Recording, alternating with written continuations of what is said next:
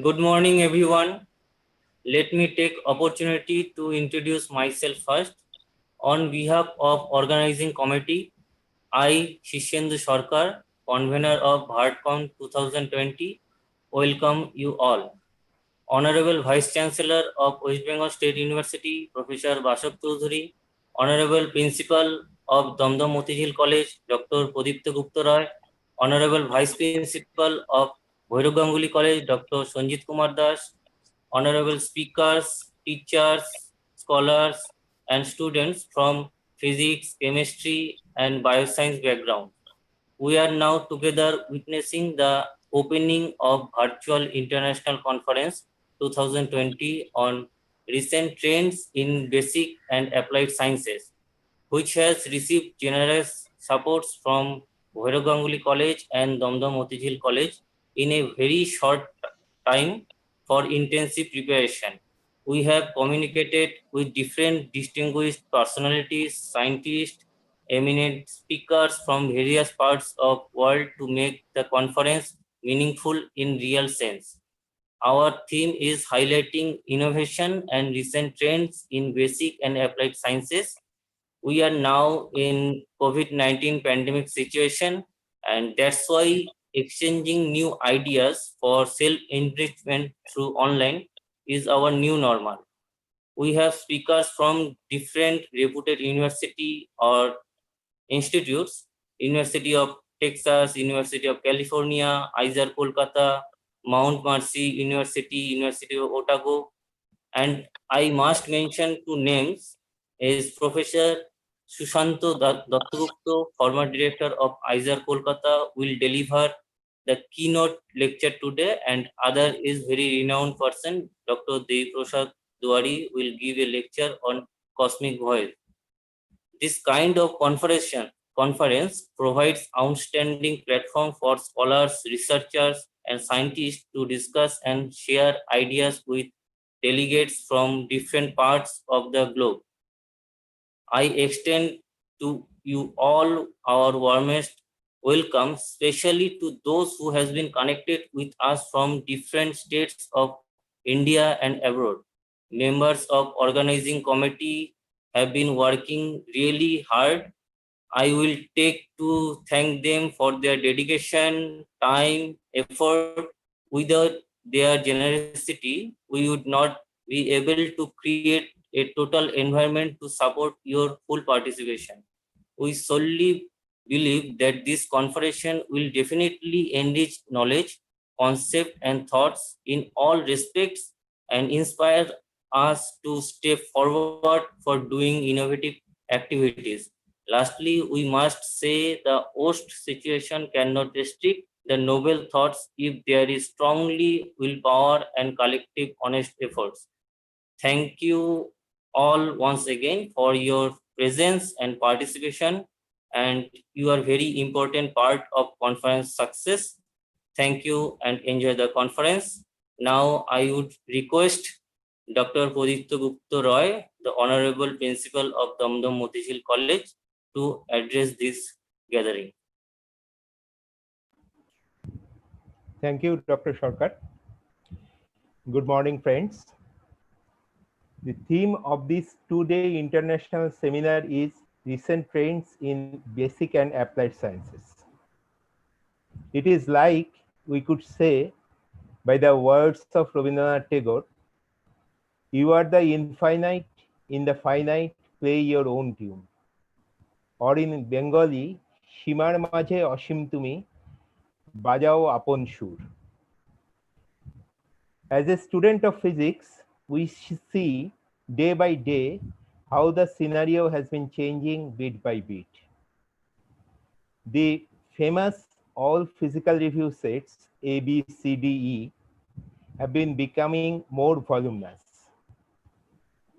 Researches in various fields, not only in physics, chemistry, mathematics, biosciences, but to the extent of interdisciplinary subjects have been crop up. In the midst of innumerous researches, some of the findings change our vision to the universe, shake our previous knowledge, the non-possible events become possible. These are path-breaking researches and they change our views. For example, very recently, the photograph of black holes have been taken successfully by a group of scientists. This solves a 100-year-long puzzle. At CERN, the Large Hadron Collider LHC experiments lead to the knowledge of the basic constituents of the matter. The solar power plant has now become a growing technology in the whole world. The world become this would become a key alternative renewable energy source or green energy source in the world. Researches in nanotechnology or nanomaterials are now trending. We find some of the interdisciplinary researches like graphene, nanoelectronics, carbon nanotube are changing our views in the electromagnetics in the nanoscales.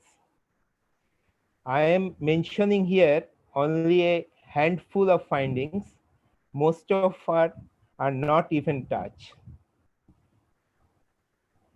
Sometimes we are facing some conflicts between scientific and non-scientific thoughts. Non-science has been trying to overpower scientific dogmas. We must be very cautious about these issues. Lastly, let me thank you all for participating this international webinar and wish this webinar a grand success. Over to Dr. Sarkar.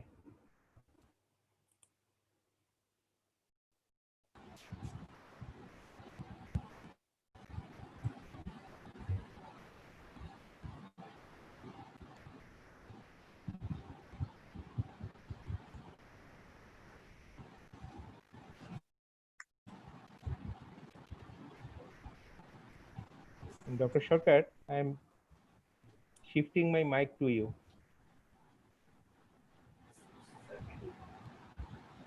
And now I would request Honorable Vice Principal of Bhairab Ganguly College, Dr. Sanjit Kumar Das, to address this gathering. Thank you, Dr. Sarkar. Good morning and welcome to these 2 days virtual international conference on recent trends in basic and applied science, VATCON 2020. For more than 3 months, the interworld has been changed due to the shock of COVID-19, and there has been a radical change in the socioeconomic life of the people in the interworld, and everyone have to compromise with this situation, and all sorts of economic activities get affected. The social life of the people has been disrupted, and in fact we don't know when the situation will be normal. Even if the situation will be normal, there will be something change. There will be certain changes in our life. Agriculture, industry, trade, business, and every sector are facing problem, and higher education cannot be an exception. Under this situation, the education, examination, evaluation system also are restructuring. And it's nice to see that many colleges are arranging webinar under this situation that helps to exchange the views and ideas among the scholars and academicians around the world. And in this backdrop, the Department of Physics of Bhairab Ganguly College and the Motijheel College have arranged this 2 days conference on online mode to share the scientific knowledge among the scholars around the world, to get an opportunity to share their work, present their work, and exchange their ideas and views among the scholars. It's really nice to declare that the conference volume with ISBN number will be published, which is also unique in these circumstances. I express my sincere gratitude to all the speakers in these 2 days session: Dr. Shobhik Bhattacharya, Dr. Ananda Gamuli, Dr. Subhrojit Banerjee, Dr. Joseph N. Nigro, Dr. Indranil Bosak, Dr. Obik Banerjee, and I also express my sincere gratitude to the 2 keynote speakers in 2 days, Dr. Devi Prasad Duwari and Professor Sushant Dasgupta. I also express my heartiest thanks to Dr. Pradipta Gupta Roy, Principal of the Motijheel College, and Dr. Kuntal Vishwas and his all associates for extending cooperation in arranging this seminar. I also express my sincere thanks to Dr. Deobrata Bhadra and all the associates, all his associates for arranging this seminar in these circumstances. I also express my heartiest thanks to Dr. Abul Salam of Shiput Dirubundu College for and Srimintu Haldar Bashar of this college for the technical support in arranging this conference. Finally, I express my deep gratitude to Professor Bashar Chaudhuri, Honorable Vice Chancellor, Sir, of West Bengal State University. In spite of his busy schedule, Sir has given consent in inaugurating this conference, though due to some urgent meeting, Sir will join a bit later and deliver his speech on 11:15. So on behalf of Honorable Vice Chancellor, Sir, I request Shishindu, the convener, to continue the proceedings. Thank you. Thank you very much, Dr. Sanjit Kumar Das. Now I would like request to Dr. Kuntal Vishwas, co-convener of this conference, to deliver the vote of thanks.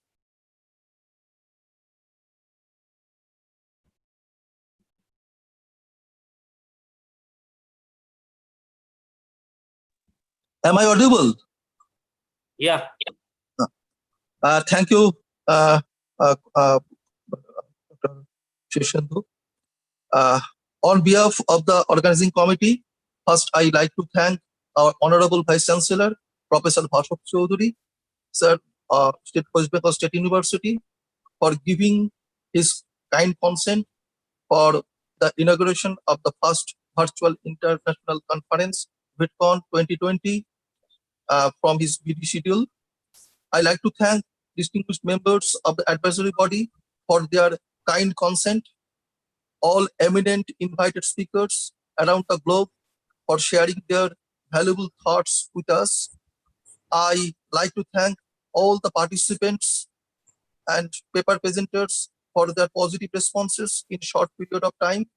Finally, I like to thank head of the institutions of both the colleges for their positive steps for first time collaboration to organize such a multi-useful, beneficial, encouraging conference. I must appreciate the business department of both the college, my friends, my colleagues, my co-members who helped directly and indirectly to make the conference successful. I must thank to my organizing members for their hard work to make it successful within a very short period of time frame in such a difficult situation of COVID-19 pandemic all over the globe. We all looking for a encouraging, innovative, delighting conference. We all are the extended member of the organizing committee, and so I hope you all will cooperate with us throughout the conference to make it successful. Stay home, stay safe, keep learning virtually. Thank you very much.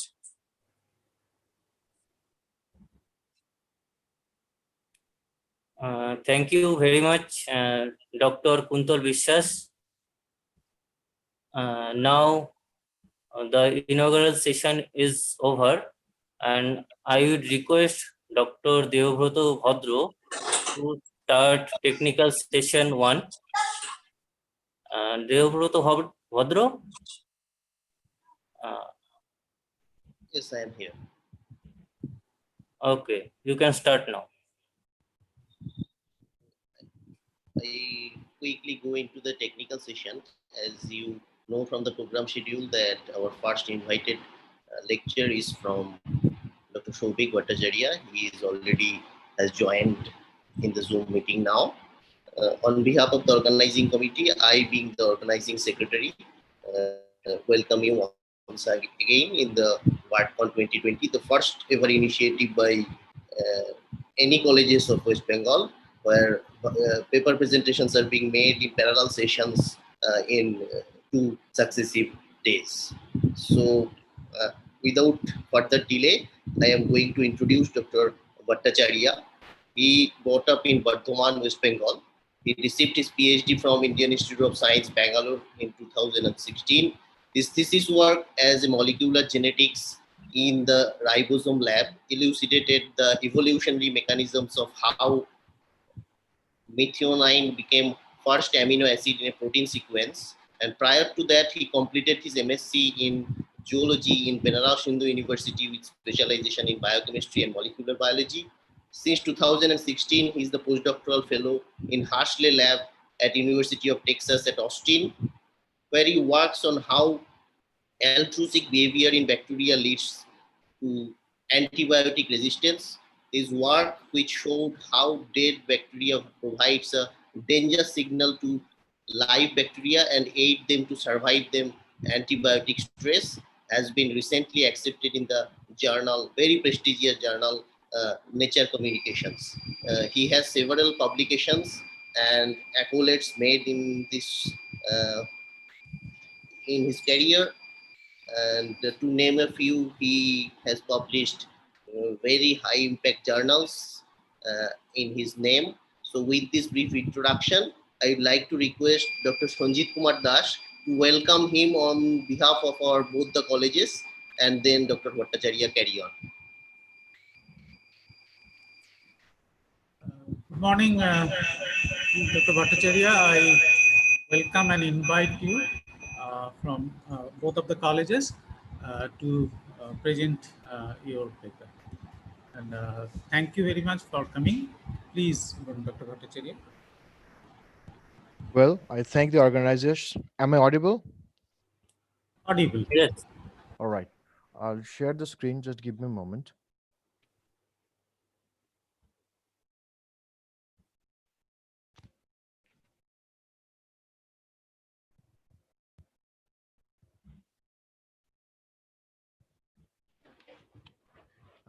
Is the screen visible?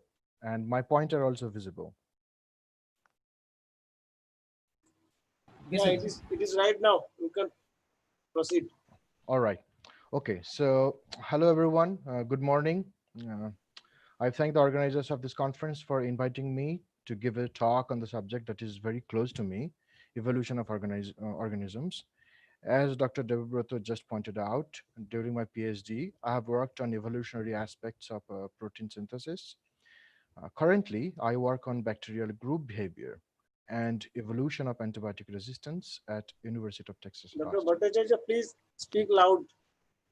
All right. Am I audible now? Yeah, yeah. Okay. So for today's talk, I have chosen this topic, evolutionary time travel.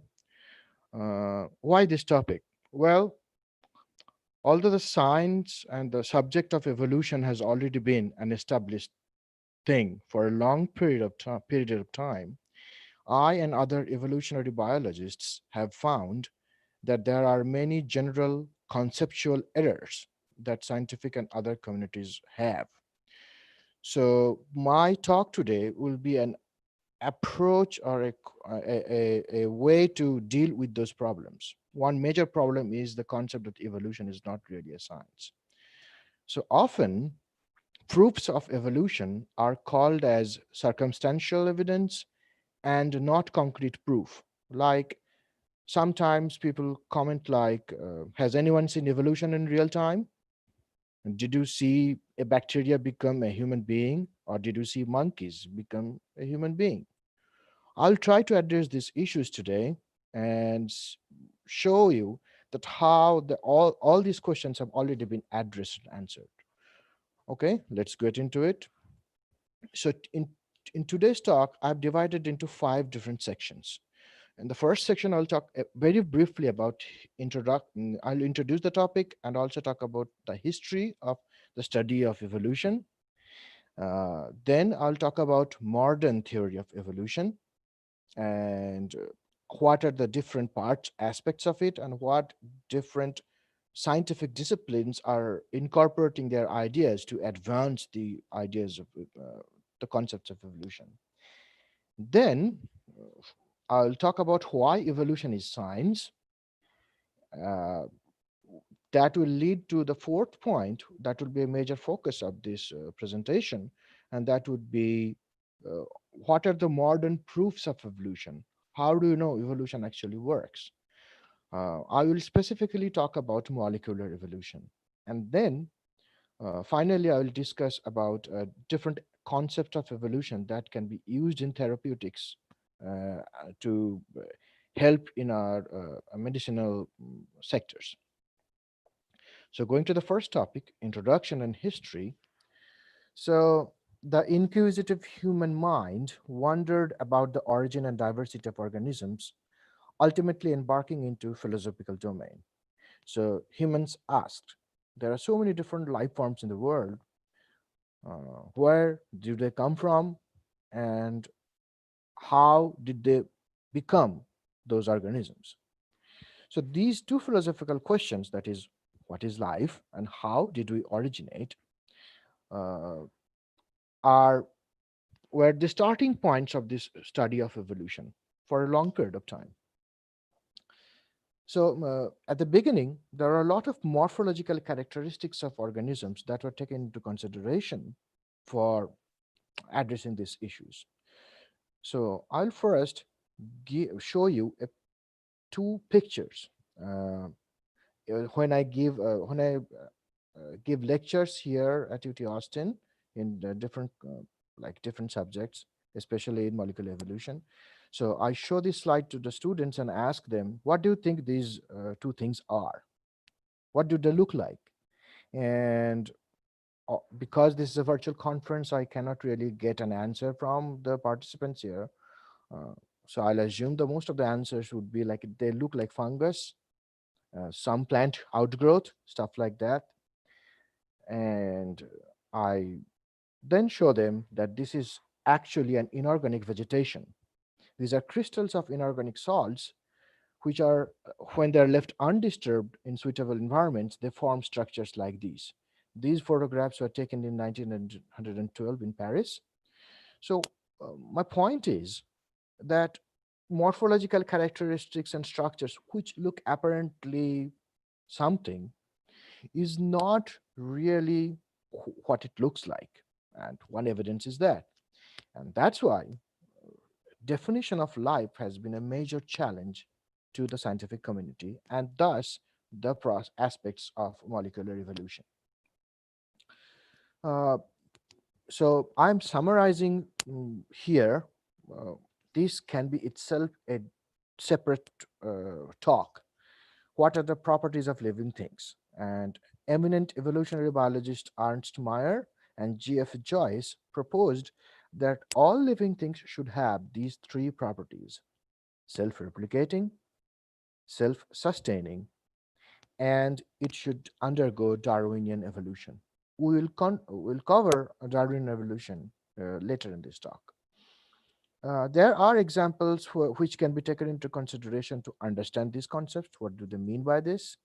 So, cars, for example, they move, but they are not self replicating and they are not self sustaining. If an alien comes from outer space and then looks to a car like a human made car, they might have an idea that that might be an organism, but that is not the case. Also, cars are not self sustaining because we have to take care of the cars and provide energy. Same with the robots. Well, there are robotics that are right now in operation where they're self-replicating. Robots are preparing robots. They're self-sustaining. They can charge themselves and they can go on with their activities. But since they are not undergoing a Darwinian evolution, they will not be considered as life forms. And then there are viruses. Well, I've shown a picture of viruses, a biological virus here, but I want to talk about uh, computer viruses. Computer viruses can have all these three properties. They can be self-replicating, they can be self-sustaining, and they also can undergo Darwinian evolution.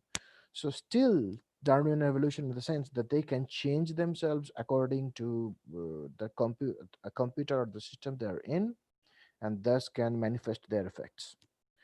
So, still, we are unclear how to define a life form. We have very good ideas about what exactly it is, like lots of good ideas, but not yet defined completely. So, when humans evolved in the greater savannas in the central Africa, they began to wonder, where did we come from? And that has led to a lot of different ideas uh, that exist even today. And the first part of that is religion. So, religious scholars and philosophers had great ideas at the beginning, without any proof, of course, that how evolution of these organisms and how the origin of these organisms came to existence. But there were no proofs. So, basically, that was the part of a philosophical venture. Later, or in various centuries, various eras in different parts of the world, there was a specific type of study called as natural science, and where this or they studied different aspects of life and different organisms, and then try to come to a conclusion. Uh, how do they originate, and is there any common connection? To summarize, Darwinism is a product of that natural science. And then there is modern science, which is basically molecular evolution, where we study molecules that govern cellular forms like DNA, RNA, and protein, and then understand how organisms have come into existence. So, as I said before, that I'll be talking about Darwinism. So, there are five different components of Darwinism. First is evolution as such. That means Darwin was not the original proponent of this idea, but what he pointed out was that evolution happens. It is so the organisms are not in a static condition, they are ever changing. So evolution exists. Second is that there is a common descent. That means that characters do get transferred. Traits like long hair, short hair, or different colors of plants and flowers, they they get transmitted from one generation to another. Uh, then he also proposed gradualism, that these characters are present in a gradual manner across the population. That means, let's say we talk about a character height. So there is a distribution, a normal distribution of height in any population of any organism, right? So he was the first proponent of that idea. So there will be a gradual peak and there will be a gradual decrease in different characters. So there is gradualism. Then there is populational change. So he also proposed that all the changes that occur, which is important for evolution, are happening at the populational level. This idea has been challenged recently in since 1930s. Lots of different scientists have experimented and found that evolution can also work in the individual level. Sometimes there are concepts like only genes are important and not the individuals.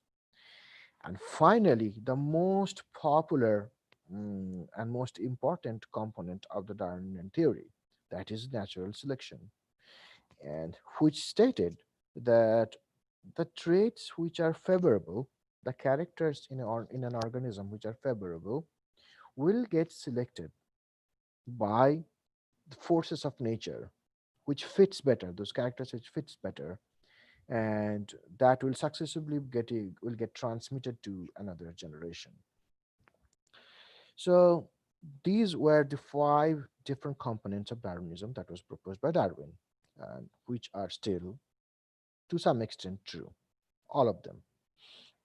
But there were problems. So Darwin was asked, okay, so you're talking about common descent, right? That point number two. So what you're saying is that a character will get transmitted from one generation to another. What's the process? How does it happen? And Darwin could not answer it. He thought the characters would get mixed. So his idea was, we all remember the Mendel's experiments of capital T and small t.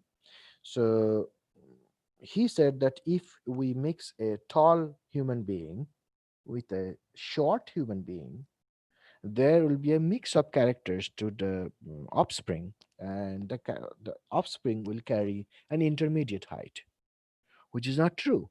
But since the the study of genetics was like not discovered at the time, so he could not answer it. So there were problems with his ideas of evolution, especially the common descent. Then later on, genetics, population biology, mathematics, biochemistry, and all sorts of different mm, science disciplines came together to form an idea which is now called as neo-Darwinism and modern synthetic theory, which takes into account all the different ideas that we have in science for evolution, and gives us a complete picture of how evolution occurs. So just to give an overview of what you already know, that how natural selection occurs. So there are three different aspects of natural selection. One is variation, as Darwin said. There will be lots of different types of characters that will be present. So in this case, there are two different colors of beetles. One is bright, one is not so bright, and those characters will be inherited. This part we know now because of the advent of genetics, and uh, so this color beetle will only give rise to this color beetle, and this color beetle will only give rise to this color beetle during reproduction.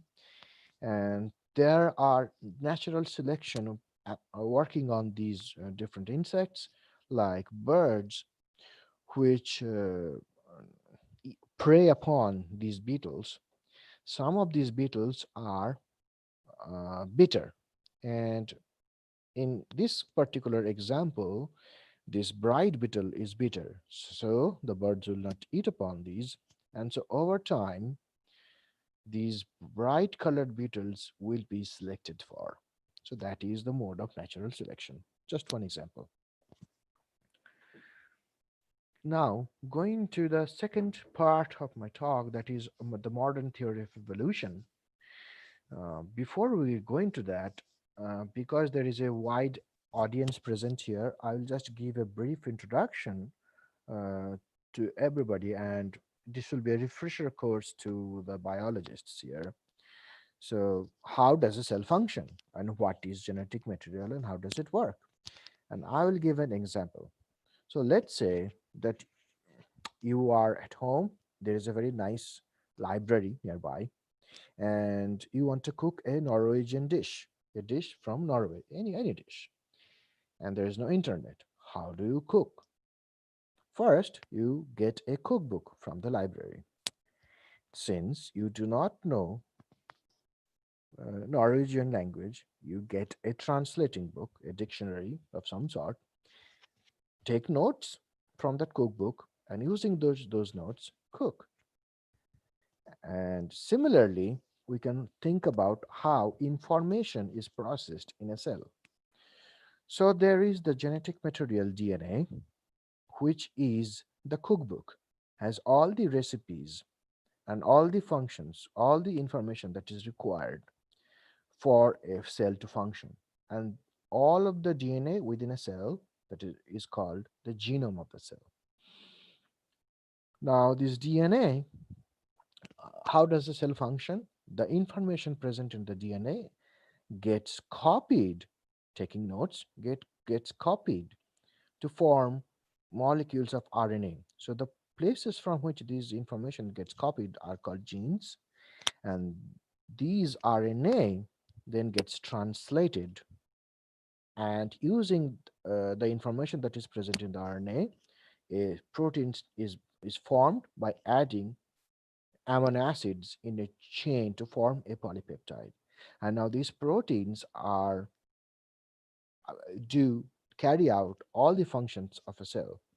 They perform catalysis, they are building blocks, uh, they form cytoskeleton, they help in movement, they store stuff, store energy, they make energy. So proteins do everything functionally. So that's the process by which a cell functions. Now, during the process, how do cells replicate? The first step during a reproduction of a cell is that the DNA or the genome of the cell has to copy itself, and that is called as DNA replication. And during this copying process, there can be errors made. There can those errors in the DNA are called as mutations. So a small change in the information that is present in DNA will cause formation of a new protein, can cause formation of a new protein. So mutations in the DNA will form new versions of proteins, and thus evolution will occur. So this slide summarizes all the theories and of different disciplines that are there into to understand how evolution happens.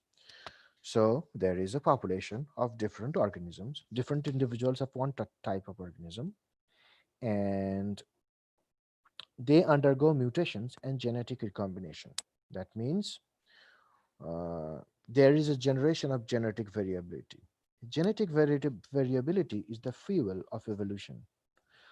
Without genetic variability, natural selection will eliminate most, if not all, of the organisms in the world. The process of evolution involves two sequential steps: the generation of genetic variability within a population of a species. This can be achieved by any of the following: recombination of different genes, which occur during the process of meiosis, or by mutations altering the sequence of genetic material, as I just told in the previous slide.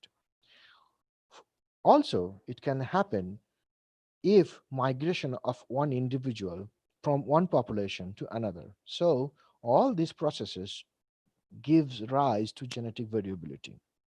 All those genetic variability then undergoes the process of natural selection, where the characters which improve the fitness of the organism to survive in the fluctuating environment are selected for the propagation towards the next generation. There can be loss of evolved characters as well. So these are the basic steps of evolution. A very important point to remember is evolution has no purpose or direction. So I will give an example of reductive evolution in some alpha proteobacteria. What do I mean by reductive evolution? As I said previously, that there is a finite size of genetic material present in one organism, and a very specific size. So like in case of humans, we have 46 chromosomes. Uh, and if you look at the evolution of organisms, you'll see that bacteria have the smallest of genomes, and the most complex mammals, or like vertebrates, have biggest size of genomes. But genome does not always increase. There is no direction. It can decrease also.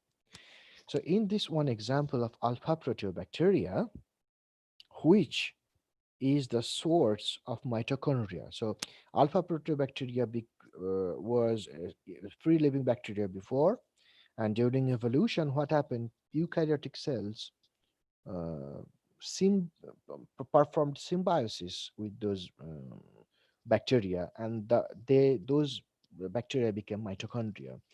And during these processes, different parts of the bacterial genome got lost and it got integrated into the host genome.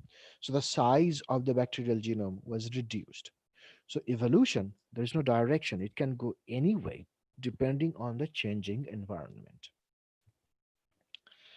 This will lead me to the topic of science and evolution. Uh, so till now, whatever I've talked about, I think everybody has read about these in science classes. For, so for this topic, I'll start with a story. This is a true story. This is a story of intelligent design. In 2005, uh, in USA, in Pennsylvania, there was a court case. Very interesting. And this case was Kidsmiller versus Dover. What is that? So parents of different students in one school versus the Dover area school district committee. They went to the court on this particular topic. And what was the topic?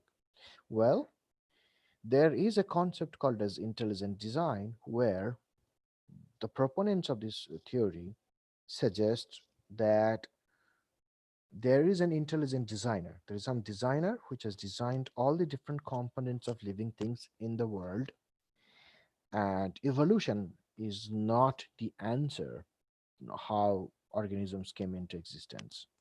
And this particular hypothesis was put into textbooks in a middle school, in high school, in the district of Dover. And some of the parents of these students got angry. They talked to different scientists and then went to court. So let us examine what they talked about, and that will give us an idea of how scientific ideas regarding evolution has been challenged throughout and still getting challenged. So this is one example of what intelligent designers talk about.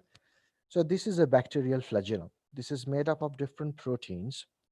These proteins are assembled in a very complex manner, and this flagella is important for bacterial motility. They help bacteria to move, to swim from one place to another. The idea behind intelligent design is this. So if you remember, uh, Darwinism's proposition of Darwinism is that all these different proteins must have evolved separately, correct? Like because they are favorable, they have separate characters, and they should have got selected. Now, if a bacteria wants to make its own flagella, it requires more than 100 different types of proteins. Types of proteins. That means 100 different types of genes. These intelligent designers argued, how come all these proteins got evolved in one step?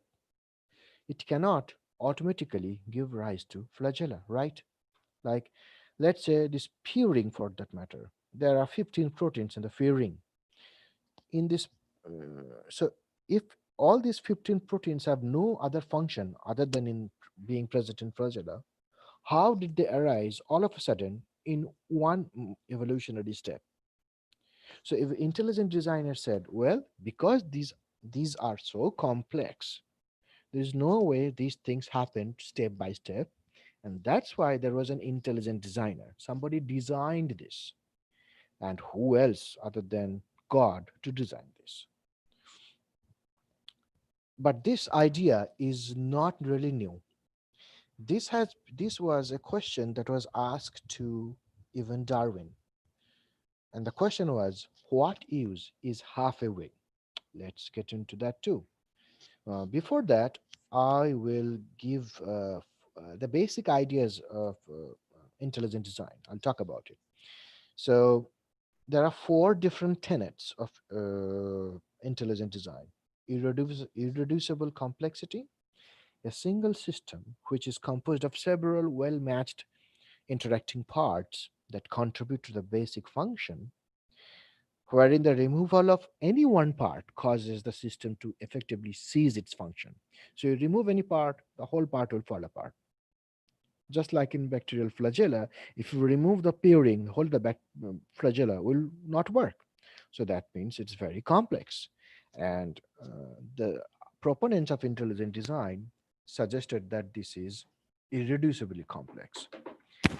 But also they suggested that there is specified complexity. So a single letter, and this is I'm quoting from them, a single letter of an alphabet is specified without being complex. A long sentence of random letters is complex without being specified. One example, a Shakespearean sonnet is both complex and specified. So not only biological systems are very complex, there are specific complexity present in them. And then finally, fine-tuned universe. So universe is, there are different parameters and physical constants of universe. All the physics students know better than me. And those characters, those parameters is made in only possible way that can support living beings. And they talk about these supporters of intelligent design talk about 26 universal constants which are non-arbitrarily been fixed, and if someone changes that to any degree, the whole universe will collapse. So that means the universe is fine-tuned according to this idea. Because there is irreducible complexity, specified complexity, and fine-tuned universe, there has to be an intelligent designer. Only a supreme being with a supreme intelligence can create systems which is specific and complex at the same time. As I said, we'll go back to that idea. What use is a halfway wing? So let me tell you the story. Sir George Jackson Mivart challenged Charles Darwin when he published the book Origin of Species. Darwin had proposed that structures evolved through intermediates. So there are steps, gradualism, right? So a wing would have to evolve from four different stages, like four limb to having a little bit of the wing, then a complete wing, and stuff like that. But some of these early stages were not clearly capable of flight. So Mivart confronted Darwin and asked him, how do you explain in the evolution of birds from reptiles the function of half a wing? We'll address this issue in a few next few slides. Yeah, so this is the picture where, so this is the reptilian leg, which has given rise to the bird wing.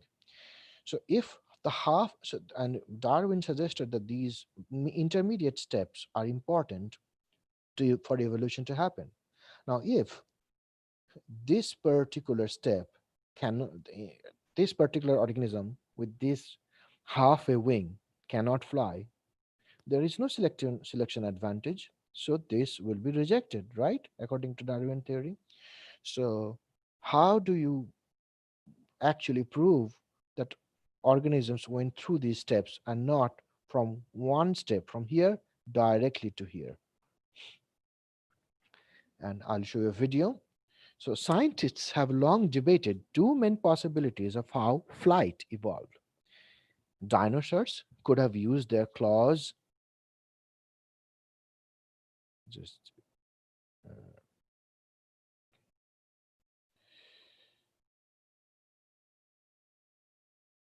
so if you see in this video, dinosaurs could have used their claws to climb up the trees and then glide down to catch predators like this, or it could have ran in a certain speed and that give them a little bit of elevation to catch a different preys.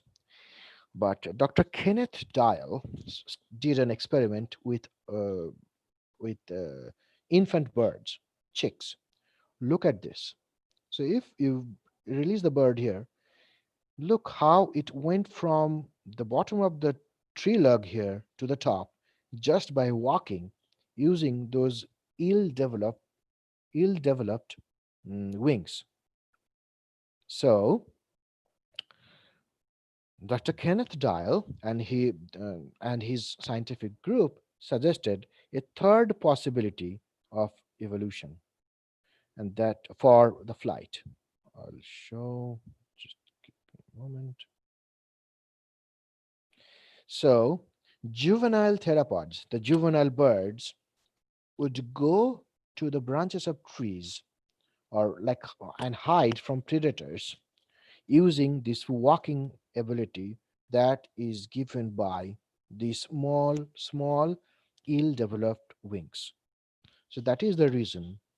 This is the current most scientific theory by which we can explain how half wings, which are not able to fly, has evolved during the process of evolution. So going back to bacterial flagella and how the the theory of the hypothesis of intelligent design was rejected. So scientists went back to the board and found, well, the idea that those separate components of a flagellum has no function is not true. So they found that there are needle-like structures present in other bacteria which resemble flagella. They help excreting proteins outside the bacteria. So these are precursor structures from which flagella has evolved. So there are intermediates that are present from which flagella has evolved. It's not that all these proteins came into existence at one step and then the flagella evolved.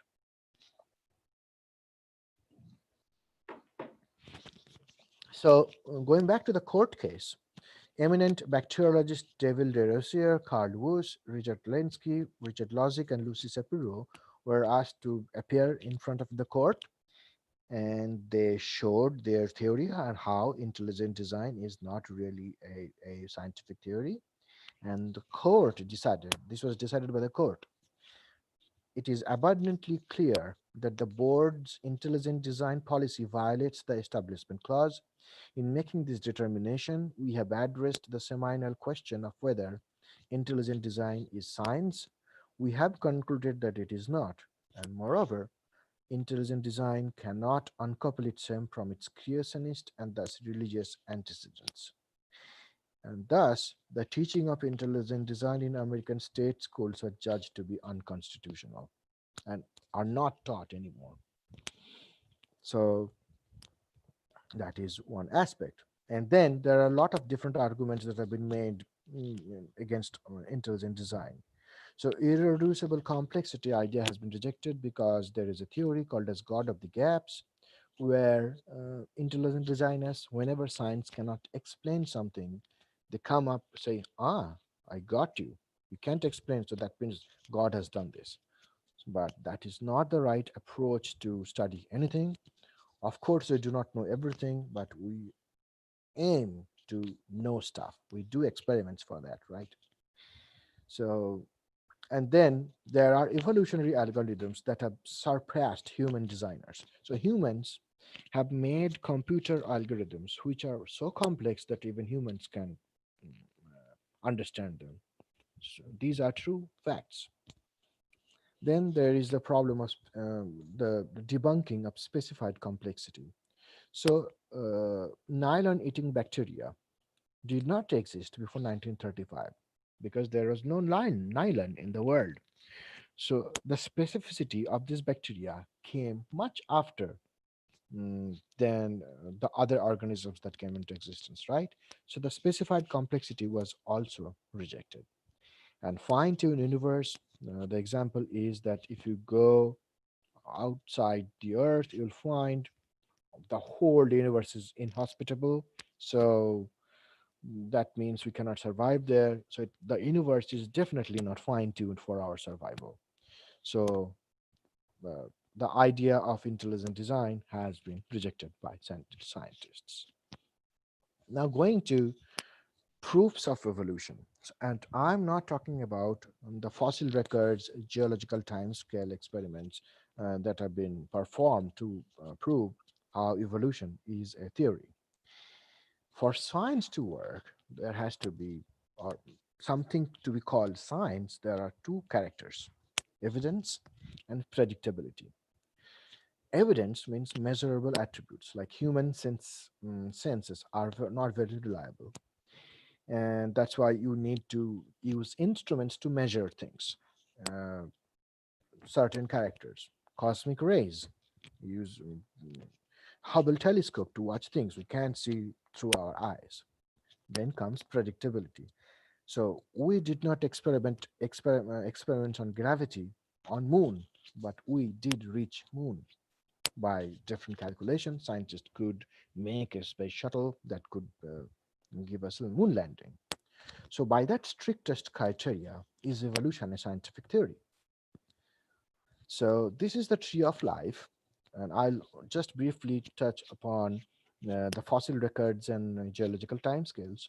So scientists predicted that there will be different organisms in this tree of life that should be there. When the whole tree of life was not known, they predicted that this structure should be present. This kind of organism should exist there, and they should have. If you do radiocarbon dating, they will show this million years of age or this billion years of age. And our scientists later found those fossils, and that is the power of prediction. So we can predict what kind of organism will exist in somewhere in the tree of life. Next comes, can we actually see speciation? That means the process of evolution. Of course, we cannot see 4 billion years of evolution, but can we see formation of new species? And that would be an evidence of how science works or how evolution is science. And what's a species? A species is a group of individuals which can reproduce among each other and cannot reproduce with other organisms. So that is called as reproductive isolation for species. So I will talk about two examples of new formation of new species. This is a very famous experiment that this was published in Science in 2018, rapid hybrid speciation in Darwin's finches, where these scientists did an experiment for 30 years and found formation of two different bird species, right? So in Galapagos Island, they followed two different, one particular species of bird, and they found that a small fraction of these birds went and formed a new population in a separate island, and within 30 years it formed a new type of bird. And now these two birds cannot cross breed amongst each other. So there was speciation, formation of new species that could be shown by these experiments just within 30 years. Imagine that. So that means evolution is correct, or theory of evolution is correct. We could see speciation. Now, I'll talk about evolution that has been seen in microorganisms. E. coli long-term evolution experiments that, and this scientist, his name is Dr. Richard Lenski. They are doing evolution experiments since this date is not the first one. He started experiments at 1981, but this is the latest generation that is being shown. So there is one experiment that is going on in his lab from 1988 and still going on. In 2016, they reported that they have grown E. coli with 65,000 generations. So from generation 0 to 65,000. What did they do? They had one simple question. E. coli cells cannot grow on citrate medium. Citrate is a compound. If you add citrate, E. coli cells cannot utilize citrate as their carbon source if oxygen is present. So what did they do is they wanted to see whether they can make E. coli to grow in citrate. And after tens of years of experiments, they did find new genes that evolved by gene duplication events that actually made E. coli to utilize citrate. Now, the E. coli cells can actually utilize citrate as the carbon source, as the energy source. So evolution of a new type of organism. And subsequently, I'll just go back to that idea idea of of intelligent design and how it is debunked. I'll just show that there are multiple different complex ideas that have been shown during experiments by Richard Lenski and others, where they have shown how different protein molecules can come together and form complex structures. Finally, I'll touch upon different aspects of application of evolution, and there are ecological aspects, aspects of infectious disease and other diseases. Today, I'll just talk about briefly about how evolutionary ideas can be applied to in infectious disease. So we use antibiotics to treat pathogens, right? And there are different antibiotics that have evolved since the like 1940s, 1930s, 1940s. Now, the thing is, bacteria also become resistant. Their genome changes and they become resistant to that antibiotic, right? And what we do is we make new antibiotics over time, add different chemical groups, and those antibiotics become bacteria become resistant to those antibiotics again, and then we make new antibiotics, and this goes on and on, right? I'll skip these. I'll just talk about this one paper that came out. This is one of the several.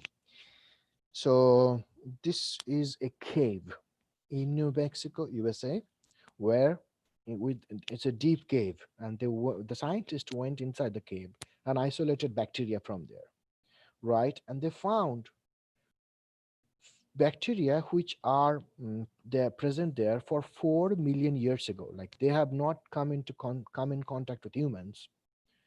They are resistant to the present day antibiotics. Most of the present day antibiotics, they're just resistant to them. So just imagine a bacteria which has not undergone the selection pressure of the antibiotics that we see today, which are prescribed by doctors, are those bacteria are resistant to them. How? Now, these are the questions that can be addressed by evolutionary experiments, and that will help us in developing novel therapeutics. And one idea is that most of the antibiotics that we have developed have natural sources, like they come from another bacteria or fungus, something like that. So throughout these billions of years, most of the bacteria have already uh, undergone the selection pressure of those antibiotics. So we need to find out new antibiotics which are completely synthetic. They're not found in nature. And those experiments are going on. I'll just finish with the work that I do and then go to the summary. So in my study, I have seen altruism in bacteria, where if I add antibiotics to a group of bacteria, some of the cells die. And what I've found is that those cells produce a danger signal that binds to the live bacteria here and alert those bacteria, and they become antibiotic resistant. So we are in the process of making different targets to stop this communication process. So I'll conclude. So today I went through some material a little quickly than I should have, but that's the time limit I have. So evolution is a proven science with evidence and predictability. We are using evolutionary approaches to infectious diseases. As one example is the experiments with the cave bacterium, and a basic understanding of evolution is necessary for all scientific avenues. And with that, I'll be happy to take questions.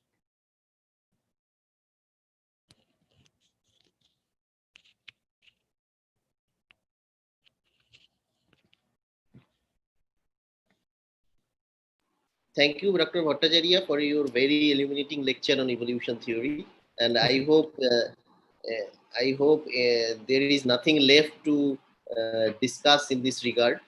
Although I am not in this field, but if you allow, we can take few more questions if you have. Please. Yep. Kindly, for the attendees and the participants, if you have a question, you can raise hand so that we can connect you to the resource person directly.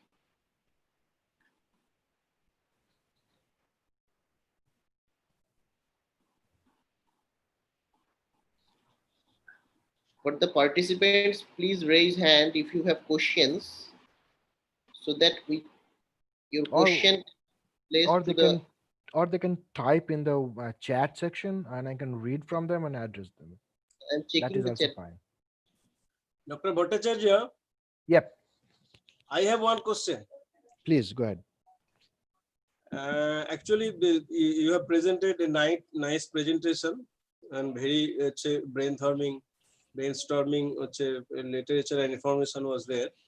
Thank you. I just want to know what would be the growth of the literature on that particular modern scientific trends from the billions of years in a lifetime. Well, And as you are doing a research on that particular area, yeah. so what would be the scientific literature, growth of literature, and is there a literature sufficient to do your research activity on that particular topics? Do you mean that is there a growing scientific evidence, growing body, and like Exactly, lots of? exactly. Yes, there is. The tremendous amount of evidence has been collected. So we already have the ideas, because evolutionary experiments do take time for us to perform. Um, it takes time. So basically, we are in the process of not generating new antibiotics. What I mean by that is we are trying to shift the focus from antibiotics to how we stop bacteria to evolve. So if we stop bacteria from evolving or reduce the process of evolution, we will reduce the problem of antibiotic resistance. And there is a huge growing body of evidence that we are on the right track. If you kindly mention some sources of those literature, if anyone want to consult that and go through that particular literature for further readings. Antibiotic resistance. Yeah. What I can do is I can copy the links and in your area of deliberation. Yeah. So what I can do is I can share some of the Okay, papers that I can that put might it be there. communicated over email. So Yeah. let me take you a few quick questions. How would Yeah. the bacteria which are not exposed to modern antibiotics are resistant to them? Yeah. So I just touched up. That's a very interesting question. So all the antibiotics, I'll give you an example, right? Penicillin. So we are using penicillin as an antibiotic, right? And there are bacteria which are resistant to penicillin. Well, that's not like a new, because penicillin to bacteria, because penicillin existed like millions of years ago. It comes from a natural source. So already the infectious bacteria has encountered the antibiotic in the natural setup. So all these antibiotics that we're using are, so I'll give an example, which is a synthetic antibiotic, quinolones. Quinolone is a group of antibiotic that is not present in the environment. It has not been taken from a natural source like a bacteria or a fungus. So resistant to quinolones are less. So the bacteria which are resistant to different antibiotics, even without the exposure to these antibiotics, that is actually not true. They have been exposed because the antibiotics are natural. The next question is the bacterial altruism species specific alike that present in the honeybee? Yes, similar. So my study shows that when the like so there is a small fraction of the cells which die, and that gives the other bacteria chance or a signal to survive, and that is similar to honeybees. Yes, it is. Okay, honeybees, mm, social structure like honeybees, true, but there are other better examples of altruism that fits into that picture. So one question from me, maybe a layman's question, No, no, no. Please go ahead. just for a curiosity. Yeah. Uh, Means what role does sex play in evolution? Uh, do you mean by the evolution of sex? So it has to do with diversity. Okay, so evolution of sex has been a question for a long period of time. Why? So like bacteria does not. There are many bacteria does not require sex for its reproduction. It just can do asexual reproduction. Can make its own copy, right? Uh, but when the complexity arose during evolution, it required new fuels of evolution to increase genetic diversity. And evolution of sex actually provides that diversity. Combination of different things, that process or the probability of that is increased. And are evolution and survival of the fittest the same thing, or No. Survival of the fittest is one step in evolution. That's one part of the evolutionary process, but not necessarily the only part of the evolutionary process. I did not talk about it. There are processes called as bottleneck phenomenons or genetic drift, where there is no selection pressure and still formation of new species can form or can occur. Just like in the example of the Darwin's finches, those two birds, there was no selection pressure. Just one small group of birds went to another island and had their own variation and formed a new species.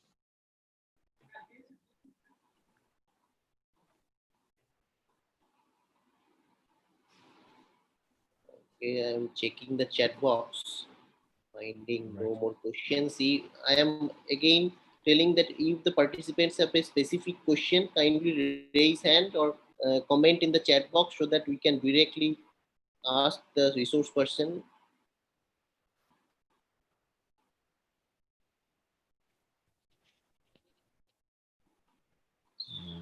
Not yet. I don't see. It's okay. Okay, one raise hand. Okay, Ushwidi. Dr. Salam, can you kindly replace the Dr. Ushiroy's question to the resource person? Yes, Dr. Ursiroy, Yes, sir, I'm here. please keep your question. Yeah. Hi, sir. This is a very nice presentation. I was wondering Thank you. if the chemical or the synthetic antibiotics do better performance in resisting the bacteria or bacteria or other bacteria to grow. Then do you think it won't be very much difficult for the environment and it won't be going against the ecology of the environment if we apply much more chemical compounds, synthetic compounds as an antibiotic? Yeah, that is a possibility, of course, and that's why we have to do so many trials. We have before that we cannot approve a new antibacterial compound.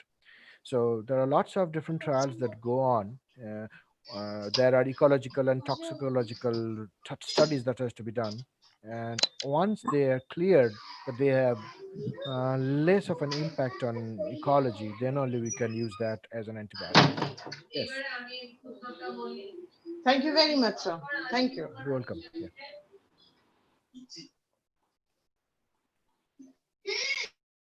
So I see a question from Krish Ghosh. What is the probability of evolution of flightless bird in the light of new theory of origin of flight with climbing nature? Oh, so that is Good question. So that is to answer Krish. So it is also a form of reductive evolution. So there is a lot of competition, right? And so there are different niche in different evolutionary domains. So flightless birds have actually acquired a niche where mm, the selection pressure allowed them to lose those characters of flight and made them to perform better, and that is how they lost their flight. So it all depends on the, I mean, step or the niche that they're present. So one more question. What is the probability of evolution I just of? answered that. Okay, okay. Yeah. So if any no more questions, let's thank the resource person, Dr. Bhattacharya, once again on behalf of the organizing committee for accepting our invitation and sparing your valuable times with us. Thank you very much, Thank you so sir. much. Thank you. All right. Good luck with your other talks, and Thank you. Thank you. all the best. Thanks.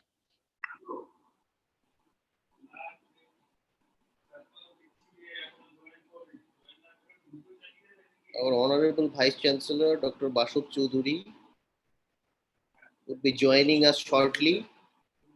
Just stay tuned with us. We have a next invited speaker at 11:45 sharp. So don't leave the Zoom here.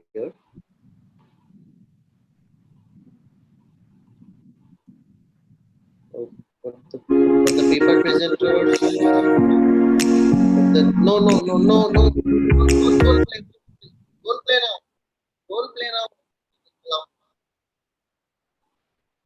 For the paper presenters, there is an announcement that in the PNS section, those who have participated or presented paper in the physical science and natural science section, they have the same link that has been provided by the organizing committee. You have to enter by the same link provided by the committee. And for the bioscience presenters, there is a separate link, but you can join at the technical session at 6 p.m. by the link provided. So there is a parallel session for the physical and natural sciences and biosciences as well.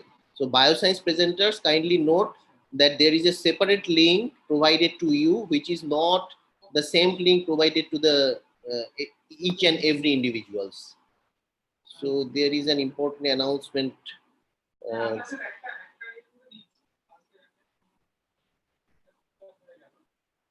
Kindly bear with us. Professor Bashok Choudhury will going to join us shortly.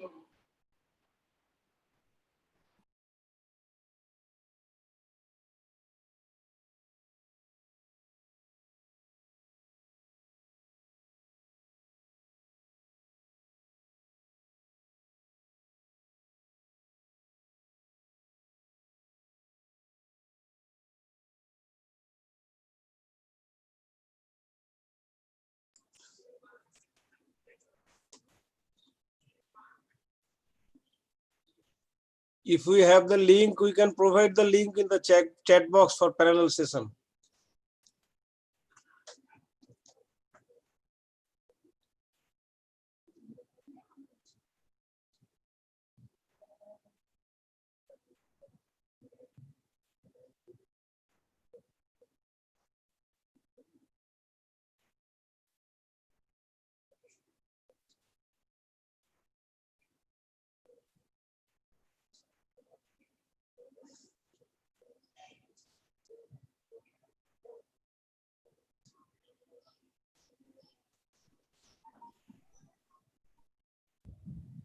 Someone asked a question that, sir, I got one link only for 4 p.m. Can you kindly share the link for 6 p.m.? Actually, the same link you have provided, you have been provided the same link for 4 p.m. and for 6 p.m. tomorrow also same link will work.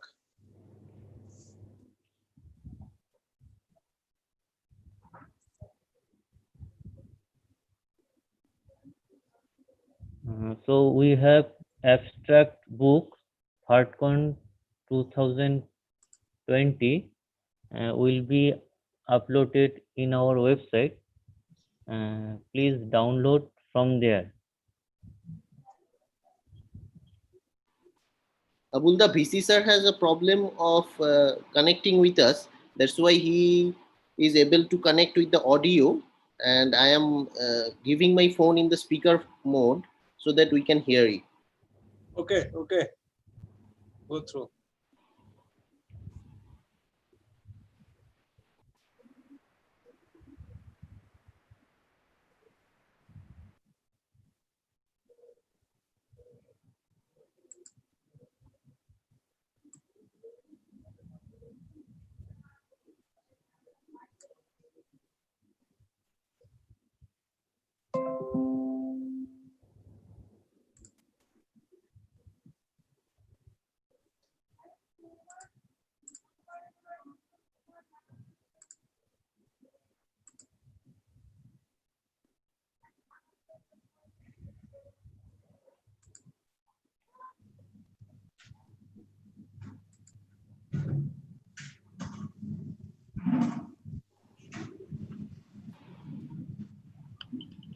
O sir আপনি বলুন, ওটাই আমি চালিয়ে দিচ্ছি।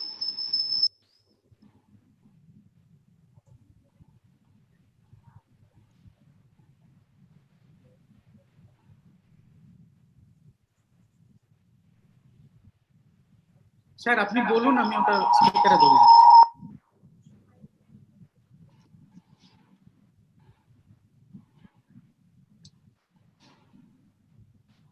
All the members who are here, who are taking part, and I congratulate the principal and the entire staff of the college for giving me the opportunity to speak as I am traveling. I cannot go over there into the system because of the network problem. So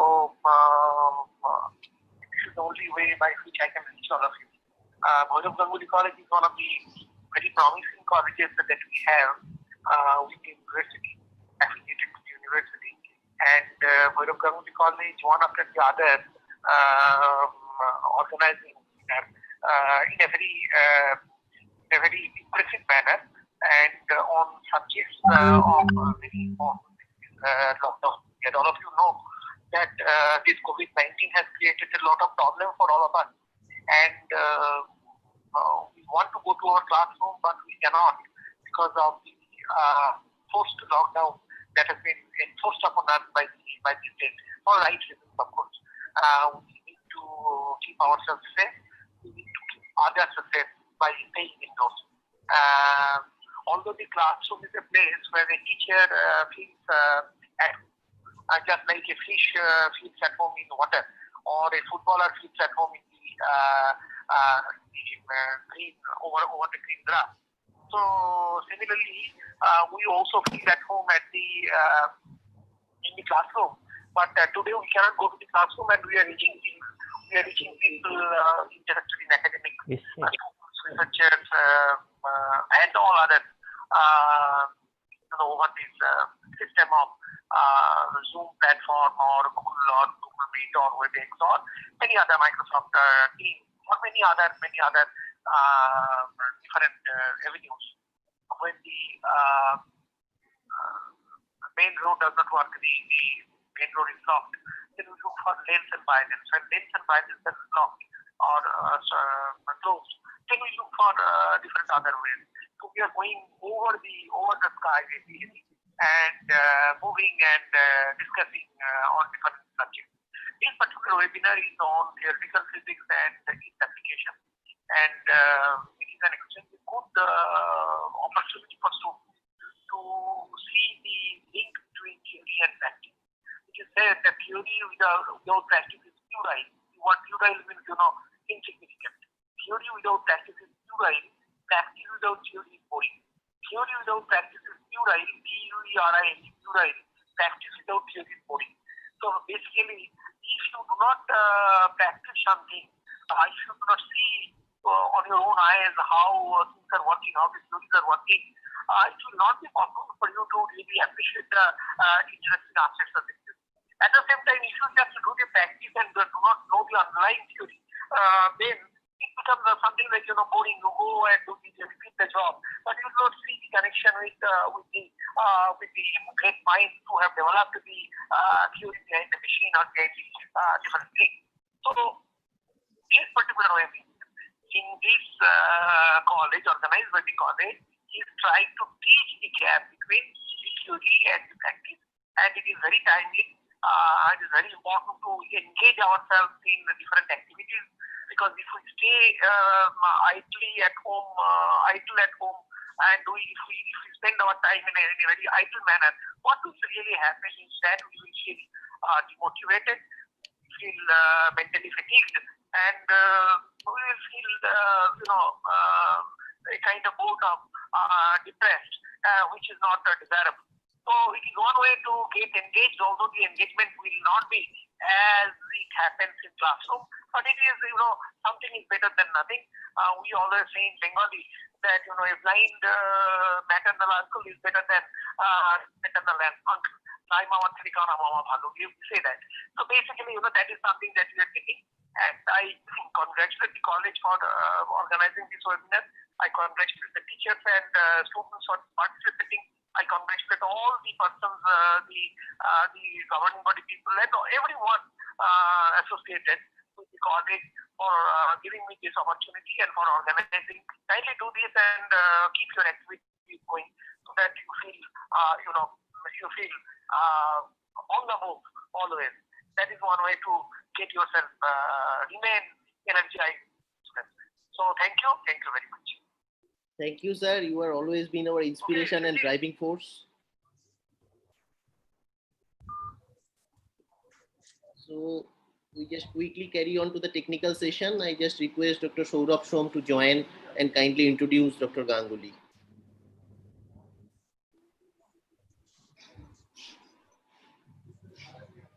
Myself, Dr. Saurabh Shom. I am assistant professor in zoology in Bhairab Ganguly College. I am very glad that I am going to introduce Dr. Ganguly to the audience. Dr. Ganguly is currently a postdoctoral researcher in University of California at Santa Barbara, USA. He did his BSc with honors in zoology from Presidency College under University of Calcutta, in which he ranked first across Calcutta University. He was awarded the A.K. Bhaumik Memorial Award 2009 by Zoological Society, Kolkata, for academic proficiency in BSc. He did his MSc in Biophysics and Molecular Biology from Rajabaja Science College under University of Calcutta. During his Masters, he was awarded Summer Research Fellowship 2009 by INSA, IAS, and NAS. He did his PhD in neuroscience from University of California, Riverside, where he worked in Dr. Dahanukar's lab. There he studied state system in flies. During his PhD, he discovered the amino acid test receptor in flies. The study was published in Cell Reports. He also studied how micronutrient deprivation alters taste sensitivity and the effect of high pH on chemosensation. Dr. Ganguly has also received Dean's Distinguished Fellowship while at University of California, Riverside. After his PhD, he joined Dr. Craig Montell's lab in University of California, Santa Barbara, where he studied different aspects of fruit fly sensory system. Along with another postdoc, he discovered a neuronal circuit that controls sexual satiety in male fruit flies. The study was published in eLife. Currently, he is studying the mechanism of temperature sensation by rhodopsin's molecule. He is collaborating with a different lab to study how low pH is detected by fly test system. So without much delay, I request our respected Vice Principal, Dr. Sanjit Kumar Das, to welcome Dr. Anindo Ganguly to this virtual conference. Over to you, Vice Principal, sir.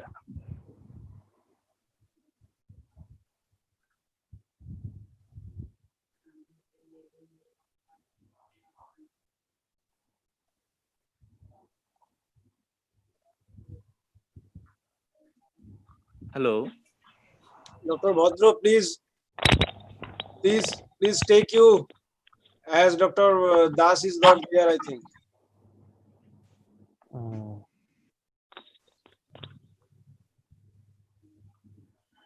Dr. Sarkar, please. Hello. Please welcome you on behalf of Dr. Das. Okay. Shishindu, may I continue? Okay, you can continue. Dr. Anindo Ganguly, he is already with us, isn't it, Dr. Salam? Yes, you go, proceed. Okay, thank you.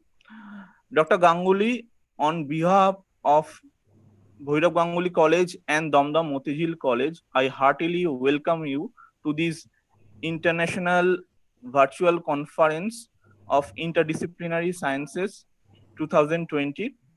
We are very glad that you have agreed to speak in this conference. Please, sir, proceed with your presentation.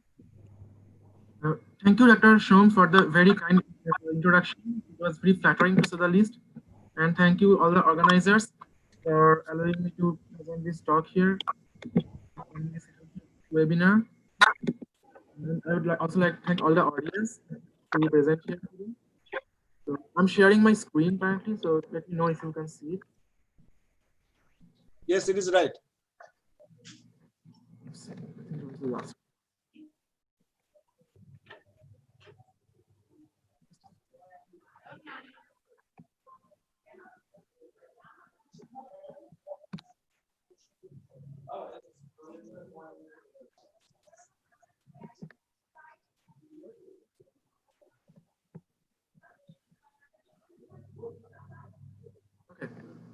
Okay.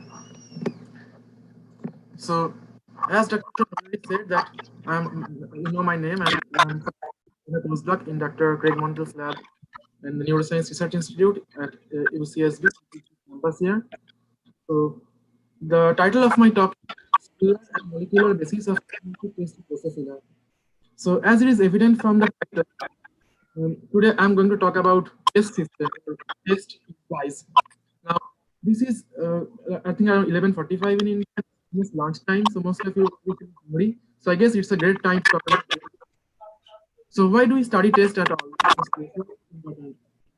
So the sense of test gives us lots of advantages in terms of survival. It allows us to detect different tasty and nutritious substances that we can eat. It allows us to identify different bitter or potentially toxic substances we can avoid. It allows animals to identify the pheromones of the opposite sex. It enables them in courting and mating. In case of insects, it enables them to choose suitable egg-laying sites. So thus we can say that the system of test is really important. But why do we use flies as a model? Why do we study it at all? So there are several reasons for that. So the flies, although it's a very small insect, they are a fairly complex system. They have defined systems well developed and has a proper functioning nervous system with a brain. But in spite of being complex, it's a very small organism, which causes in a very few number of cells and very few number of neurons, which makes it much easier to study. And also they have well-developed sense organs. They have organs for vision, for olfaction, for taste, for touch, everything. And the sensory inputs into these organs can be easily measured using very easy electrophysiological methods. And also there are well-defined behavioral experiments that exist that enables us to study their behavioral output very easily. And then they're very easy to manipulate. It is very easy to dissect them or to do behavior experiments with them, to set up process and do lots of different genetic manipulations on them. And last but not the least, the flies, the genes in the flies have high similarity with that of the mammals. For example, more than 60% of the human genes are conserved in flies. So the flies offer us a very easy to manipulate, very tractable genetic system to study lots of phenomena that are also found in the higher organisms. Now, flies can taste using sensory structures called taste sensilla, which are present almost all over their body. So as you can see here, they have taste sensilla at the tip of their proboscis. The proboscis is the structure in flies, which is kind of analogous to human tongue. So the tip of the proboscis is called labium. So the flies have taste sensilla on the labium. They also have taste sensilla within the proboscis in the pharyngeal organs. They have taste sensilla on the tip of the legs, which are called tarsi, on the anterior wing margins, and in case of female flies, in the ovipositor. Now, this is how a typical taste sensor looks like. So it is basically a hair or peg-like structure that contains a pore at the top through which the taste compounds can diffuse into the sensillary fluid. Now each sensilla houses up to 4 different taste neurons, each of which is specialized to identify a different category of tasters. For example, this neuron here can identify only sugars. So it is called the sugar or sweet taste neuron. This one can identify low concentrations of salt. So it is called the low salt taste neuron. This one here identify bitter substances like alkaloids, like quinine and this kind of stuff. So it is called the bitter taste neuron. And this one, this blue one can respond to water and other solvents at low osmolarity. So it is called the water taste neuron. So all of these neurons send their dendrites into this sensory compartment, and these dendrites on their surface houses the taste receptors. So when the taste compounds diffuse into the sensory fluid, it comes in contact with these taste receptors on the dendrites, and the signal then passes on to the cell bodies where the action potential is generated. Now at the base of the sensilla, there are lots of support cells which have a dual function. Firstly, this secretes some proteins which are required for maintenance of this taste neuronal activity, and also they electrically insulate this sensory compartment from the rest of the flies. Now all these neurons sends their axons to the subesophageal zone, which is the primary taste center of the flies, which is located just next to their brain. Now additionally, they also have a mechanosensory neuron, which enables to identify mechanical disturbance onto these hairs. So what are the different taste modalities of flies? So it's interesting to note that the flies have a very similar taste system like ours. Like us, they can prefer sweet substances which are slightly salty, water, amino acids, certain fatty acids, carbonation, which is basically soda. Whereas they avoid other substances like which are bitter, which are very salty or very acidic, and also reactive oxygen species, electrophiles, and certain amino acids.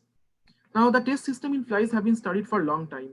So the cellular mechanisms, which is like the receptors that are required for sensing these different categories of tasters, have been identified for most of them.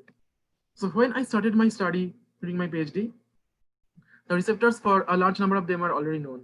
So for example, it was known that sugars are identified, both sugars and bitters actually are identified by a class of taste receptors called the gustatory receptors. Salt is identified by a class of taste receptors called IRs or ionotropic receptors. Water is identified by PPK, which is another class of taste receptor called the pickpocket. And then reactive oxygen species, lipopolysaccharides or electrophiles are identified by TRPA1, which is a receptor molecule that is conserved all across the animal kingdom. However, when I started my study, the receptor for amino acids are not known. Now, amino acids are very important nutrients. They are required for our body, and they are one of the building blocks of our body. So it was interesting for us to study how amino acids are detected in flies. But to do that, we needed a starting point. So many of you know what this picture shows. It's a jug of beer. And while drinking beer, people have seen that flies always try to get into the beer. So flies are attracted towards beer like many people. Now, this preference of flies for beer might have many reasons. So they're attracted towards glycerol, which is present in the beer, certain other compounds in the beer, but chiefly they're attracted towards yeast. So beers are fermented products, as you all know, and it has high amounts of yeast, and flies like yeast, they love yeast. So we wanted to have this as a starting point, but it is impractical and impossible to have jugs of beer in the fly lab and study those. So in order to study flies' preference for yeast, we chose yeast extract, which is commercially available and has defined composition. So to study flies' taste towards yeast extract, we did an assay, a behavior assay called the binary choice assay, where the flies were given a choice between two different foods, which were mixed with blue dye or red dye. For example, in this plate here, we have 5 millimolar sucrose that is mixed with blue dye, and 1% yeast extract that is mixed with pink dye. So subsequently, we allowed the flies to feed on this food for up to 2 hours, after which they are frozen and then inspected under a microscope to look at the color of their abdomen. And based on the color of their abdomen, we can identify the food they have eaten. For example, these flies which show pink coloration has eaten only the pink food. These flies which are blue has eaten only the the blue food. These flies which are purple has eaten both, whereas these flies which show no color ate nothing. Following the experiment, based on this formula here, we can calculate the preference index for the flies for different testers. So here we are looking at the results of such a binary choice assay, where the flies are given a preference between 5 millimolar sucrose and 1% yeast extract. So on this axis, we have the preference index, where a value of 0 would indicate a complete preference for 5 millimolar sucrose, whereas a value of 1 would indicate a complete preference for 1% yeast extract. So in our experiments, we tested the males and the females together, but since they have slightly different behavior, we graphed we plotted their preferences separately. So here the purple bars represent the preferences for the female flies, whereas the blue bars represent the preferences for the male flies. So we found that the female flies have a strong preference for yeast extract, whereas the male flies didn't like yeast extract that much, they mostly preferred sugar. So yeast extract has a strong smell of its own, and in our assays, there was no way to remove the olfactory inputs. So we thought that, okay, it's possible that the flies, the female flies like how yeast extract smells, and that's why they're going for that. So to test that, we ablated the antenna from the flies. Now, antenna is the chief olfactory sense organ in the flies. And even in these ones, we found that the female flies still have a strong preference for yeast extract. Now, other than antenna, there are also some minor olfactory organs, and we also wanted to look at those. So we took these orco mutant flies. So orco is the chief olfactory receptor in flies. And so we took flies which are mutant for that, and we ablated the antenna. So these flies are actually smell blind totally. But even in these flies, we found that the female flies have a strong preference for yeast, but the males don't. So based on these experiments, we concluded that preference for yeast extract is dependent solely on taste and is independent of olfactory cues. So now that we know that flies have a preference for yeast extract, we wanted to know what in yeast extract attracts the flies. So there are several compounds in yeast extract. It's a mixture of different things like trehalose, glycerol, but yeast extracts are particularly rich in amino acids, and it has been known for a long time that flies get their amino acids and proteins from yeast extract. So then we obtained an yeast extract which was devoid of amino acids, and we tested the flies' behavior to that. So as before, this is the results of a binary choice assay, and an increasing preference index would indicate an increased preference for 1% yeast extract. So we found that both the females and the male flies showed little or no preference for the yeast extract, which was devoid of amino acids, which shows that the preference for yeast extract is dependent on amino acids. So then we wanted to know whether the flies can detect individual amino acids. So to test that, we again did a binary choice assay, where the flies are given a preference given a choice between 5 millimolar sucrose and 25 millimolar amino acids, of the individual amino acids which have been named here. And an increased reference index would indicate an increased preference for the amino acid. And here we are looking at the results only for female flies, because only the female flies have a strong preference for the amino acids or the yeast extract. So we found that flies have different preferences for different amino acids. So this dotted line here indicate the preference of the flies for water. So whereas for some of the amino acids, the preference was not significantly different from that of the water, for some amino acids, they have a particularly strong preference.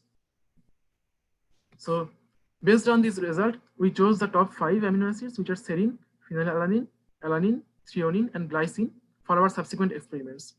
Now, these black dots here represents the essential amino acids. It was interesting to note that the preference of the flies for the amino acids was independent of whether it was an essential amino acid or not. So probably this preference of the flies is dependent more on the normal ecology of the fly.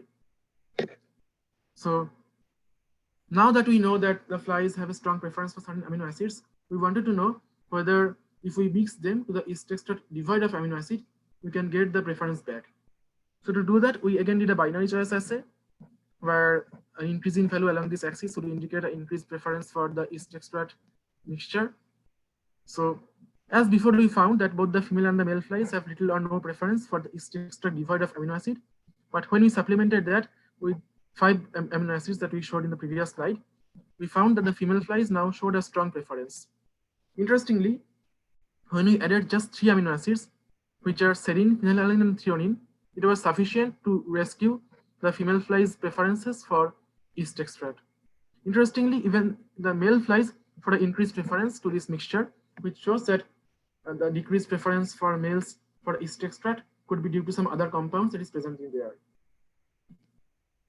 So now that we have shown that flies can detect amino acids, we wanted to know what might be the molecular basis of it.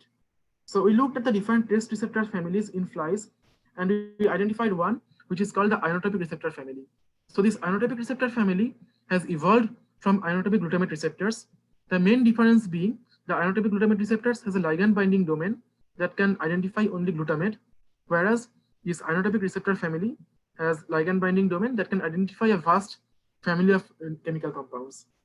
However, we hypothesized that since originally this receptor evolved from one receptor that could identify glutamate, which is an amino acid, it is possible that some members of this receptor family could bind to different amino acids.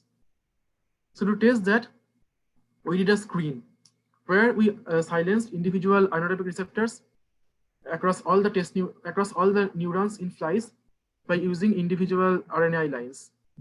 So here we are looking at the results of a binary choice assay where the flies were given a preference between 5 millimolar sucrose and 1% yeast extract. And increasing preference index would indicate increased preference for yeast extract. This orange line here indicate the preference for the control flies.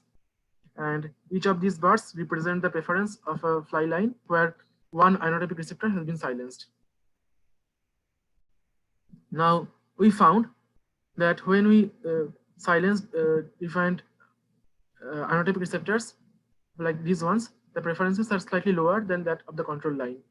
But from the screen, we chose this one line, IR76B, where the preference decreases by a huge amount. So it is possible. So it is possible that silencing IR76B is causing a decrease in preference for yeast extract or amino acids. But then we wanted to make sure that IR76B is required for the test response. So in order to see that, we needed to verify whether IR76B is present in the test neurons or test organs. So we used a technique where we expressed using a binary expression system. We expressed GFP in all the IR76B neurons that is present in the fly's body, and then looked at the test organs under a confocal microscope. So we found that IR76B is widely expressed in the test organs. So it is found in both test bristles and these structures called test pegs in the labium, which is tip of the proboscis. We found that it is expressed in the pharyngeal test neurons within the fly's pharynx. It is expressed in the test bristles on the fly tarsi. And we found that all of these test neurons send their projections to the subesophageal zone, which is the primary test center of flies, next to the fly brain. Now that we know that IR76B is present in the test tissues, and IR76B might be important for this amino acid test, we wanted to know whether whether there is amino acid test sensitivity in these organs at all. So previous studies have shown that most of the test bristles in the labium do not respond to amino acids, and it was very difficult to do electrophysiological studies on these test pegs as well as in the pharyngeal neurons, since they're located internal to the fly's body. So the easiest was to look at these test bristles which are present in the fly legs, which is represented here. So as you can see, this fly legs has these bristles here which house these test neurons, and we did a technique called extracellular tip recordings, where we filled up a glass electrode with an electrolyte mixed with the testant we wanted to study, and then we brought it in contact with these hairs, and if this hair is stimulated, it would generate action potentials that will be stimulated, that will be transmitted via this electrode to an amplifier, which would amplify the signal and then cast it on a computer screen, where you can look at the action potentials and then save the results and count the spikes later on. So we screened all these hairs, and we found two particular hairs in the foreleg, F4C and F5S, which shows response to amino acids. So these are the response of this hair F5S to different categories of testers. So we found that these hairs would respond to sugar, to denatonium, which is bitter. As expected, it showed no response to the electrolyte, and it also showed response to two amino acids, which are serine and alanine. This hair F4C had no response to sugar. It responded to bitter. As expected, there was no response to the electrolyte, and it also showed response to the amino acids that we tested. So we found that there are different categories of test neurons in flies tarsi that can respond to amino acids. But then the question remains whether the IR76B positive neurons in the flies can respond to amino acids or not.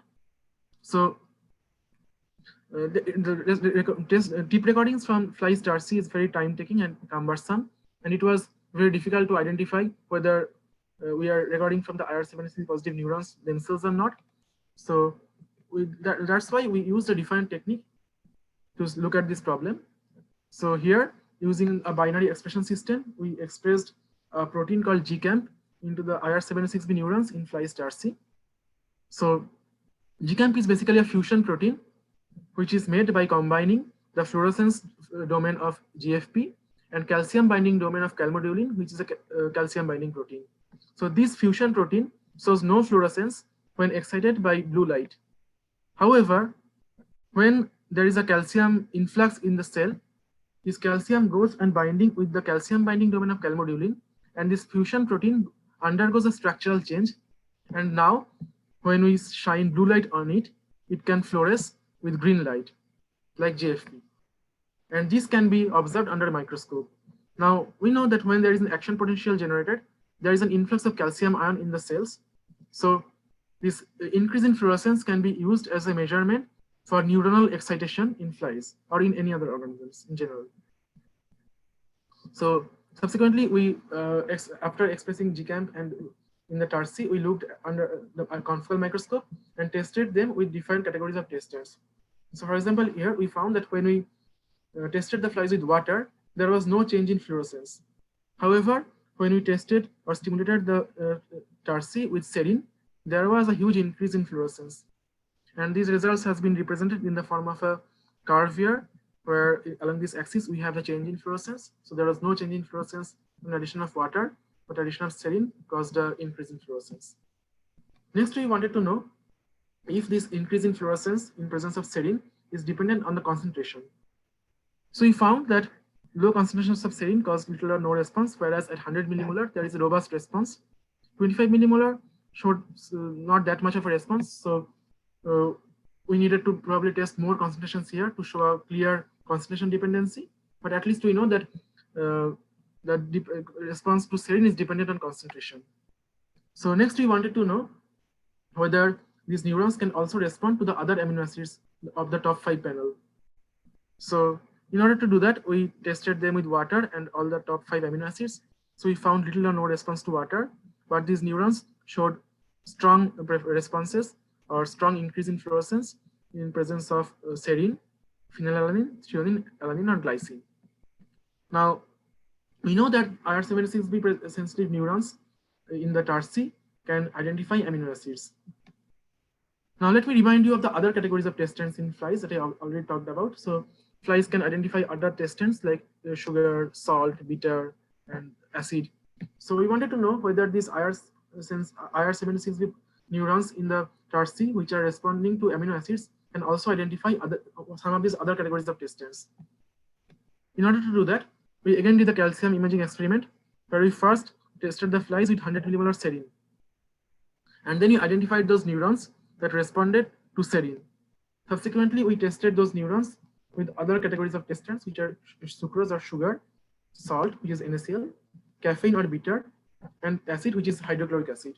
So we found that more than 80% of the serine-sensitive neurons responded to sugar, sucrose, but none of them responded to salt, caffeine, or acid.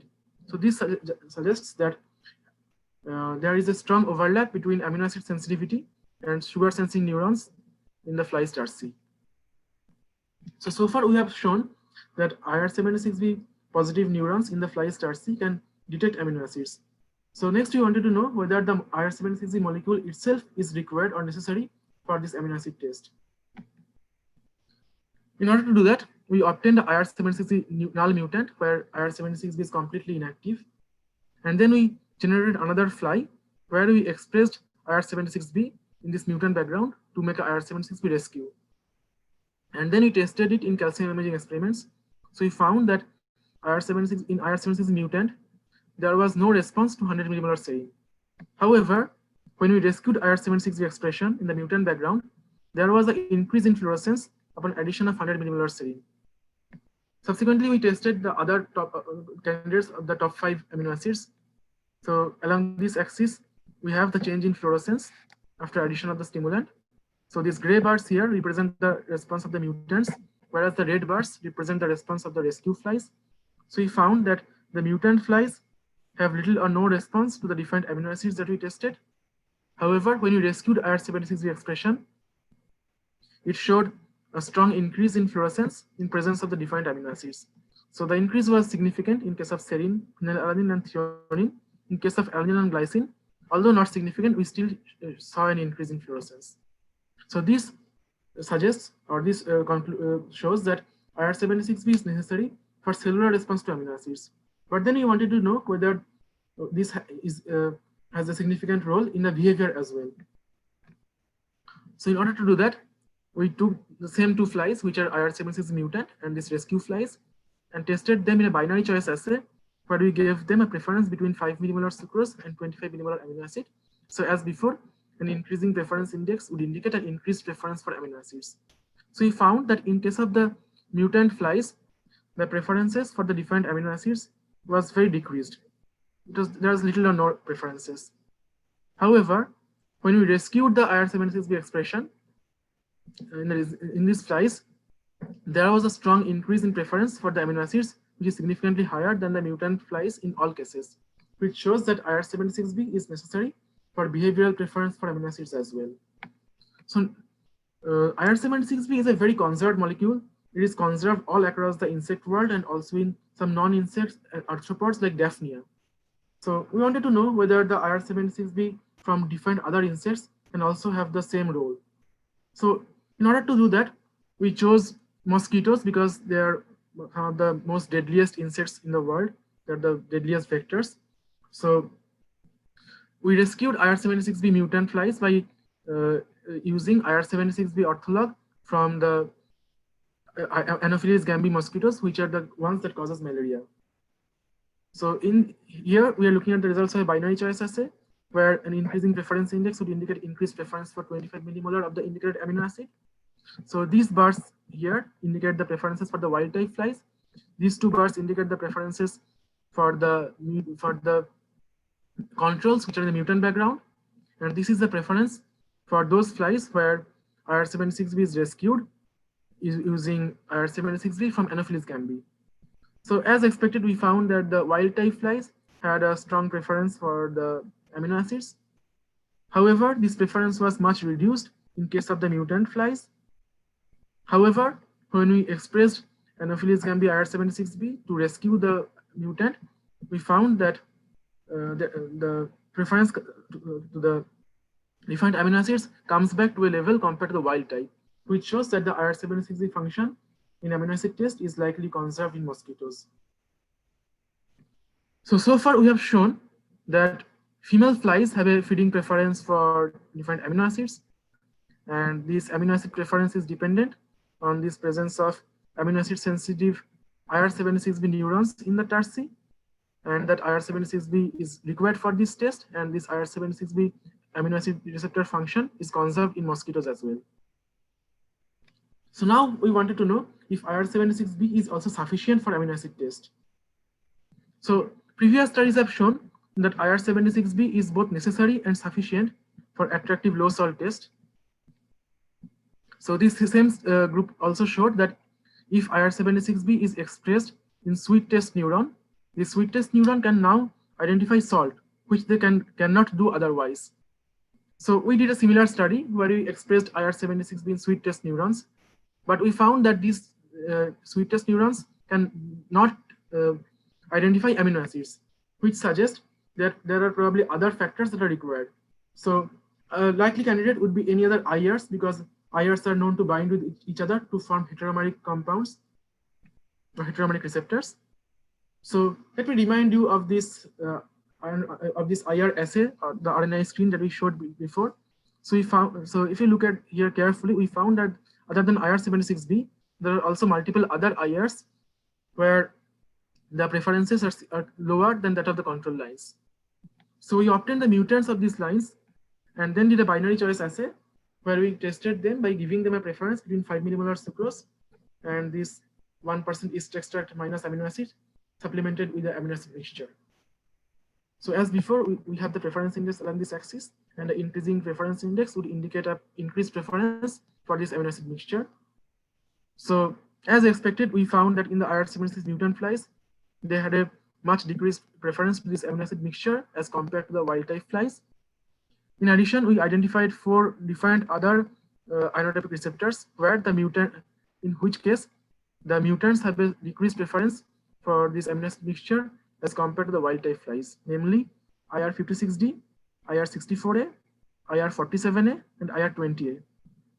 Out of them, IR56D has been shown to be required for detection of low for acids. IR64A and IR47A are already present there in the sweet taste neurons. However, nothing much was known about IR20A. That's why we decided to study IR20A in much more detail. So when we were doing these studies, there are no reagents available to study IR20A. There are no mutants there. So that's why we employed CRISPR-Cas9 system to generate a IR20A mutant where there is a small deletion causing formation of a much truncated protein, which is almost like a null mutant. So subsequently, we took these mutant flies and tested them in a binary choice assay by giving them a preference between 5 millimolar sucrose and this amino acid mixture. So we found that in the IR20A mutant, the preferences towards amino acids is reduced as compared to the control flies, which shows that IR20A is necessary for amino acid test preferences. Following that, we expressed both IR20A and IR76B in the sweet taste neuron in a mutant IR76B mutant background, and then we used extracellular tip recordings to see whether these neurons can now identify amino acids. So these are the results of those experiments. So we found that in the wild type flies, when we stimulate these neurons with amino acids, with the 3 amino acid mixture basically, there was little or no response. There was no response in the IR76 mutant either. But when we expressed IR76B in the sweet taste neuron in this mutant background, there was still no response to the amino acids. However, when we expressed both IR76B and IR20A in the sweet taste neurons in the mutant background, we found that there is a robust response to amino acids, which shows that IR76B and IR20A are sufficient to bring amino acid responses or to confer amino acid sensitivity to the sweet taste neurons. The same result has been represented in the form of a graph here, where this axis indicates the action potentials counted in the first 500 milliseconds. Now, it is known that if we express IR76B in the sweet test neuron, the sweet test neuron can identify salt. So we wanted to know what happens if we express both IR76B and IR28. We wanted to know whether these neurons can still identify salts or not. So we again did a deep recording experiment with 100 millimolar salt NaCl. So we found that in the wild type flies, they have a strong preference for salt in general, which is completely lost in case of the IR76 mutants. Now, when we expressed IR76B in the sweet test neurons in the mutant background, we found that it would rescue the salt responses, as there is much increased response to salt as compared to the mutant. However, when we expressed both IR76B and IR20A in these sweet test neurons in the mutant background, the number of salt test spikes or salt test action potentials decreased as compared to these flies, which shows that IR20A can get the salt receptor function of IR76B. Now, IR76B is a sodium leak channel. It allows sodium to go into the neuron, and thus it can act as a sodium or NaCl receptor. Now, our hypothesis was that when IR20A binds IR76B to form a heteromeric receptor complex, it prevents or it gets the salt receptor function of IR76B by blocking the leak channel, and it probably supplies the ligand binding domain. So what happens is when amino acids bind this ligand binding domain on IR20A, it causes an opening of the channel, which leads to the amino acid sensitivity. Now, sweet test neuron has lots of different other receptors, so it is not a very clean background to study this effect. So to study this effect in a much more clean background, we expressed IR20A in the salt test neurons, which has only IR76B. So here we are looking at the result of our deep recording experiments again, where this axis represents the spikes or action potentials counted in the first 500 milliseconds. So these two bars represent the two controls, and this is the bar which represent the flies where IR20A is expressed in the IR76B salt test neurons. So we found that in the control flies, they have a normal response, normal sensitivity towards salt. However, this sensitivity to salt is hugely diminished when we expressed IR20A in the IR76B neurons. We also did behavioral assays where we gave the flies a choice between sugar and a salt and sugar mixture. So we found that the control flies had a preference for this salt sugar mixture, which is diminished when we expressed IR20A in the IR76B neurons, which shows that IR20A probably gets the salt receptor function of IR76B. Now, based on all the data I have shown you so far, let us summarize all the results. So we can summarize that IR76B is expressed in multiple different classes of test neurons.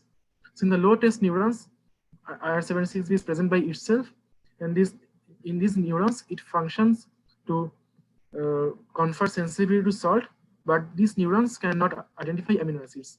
However, in the amino acid test neurons, IR76B combines with IR20A and possibly other factors to confer response to amino acids.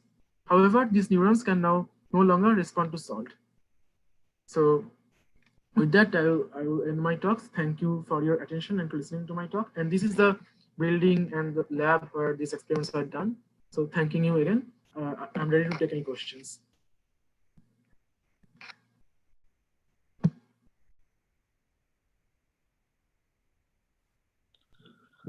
Thank you, Dr. Ganguly, for your wonderful presentation.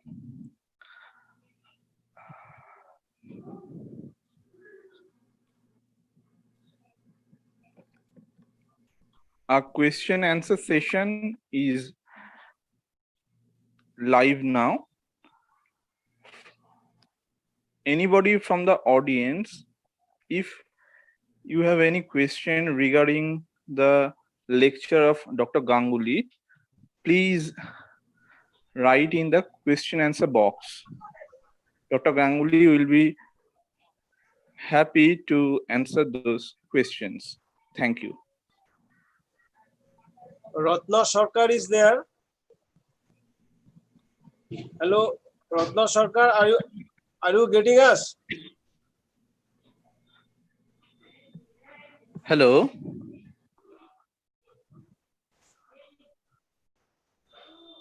Participants are requested to place their question in the question answer box.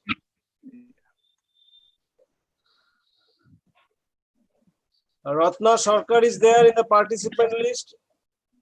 Are you want to ask any question?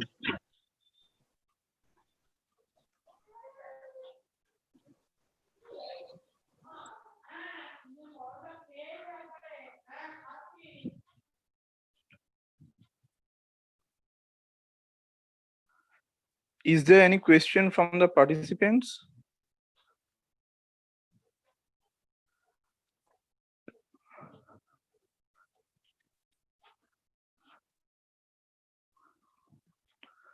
Well, Dr. Salam, I think there is no question from the participants.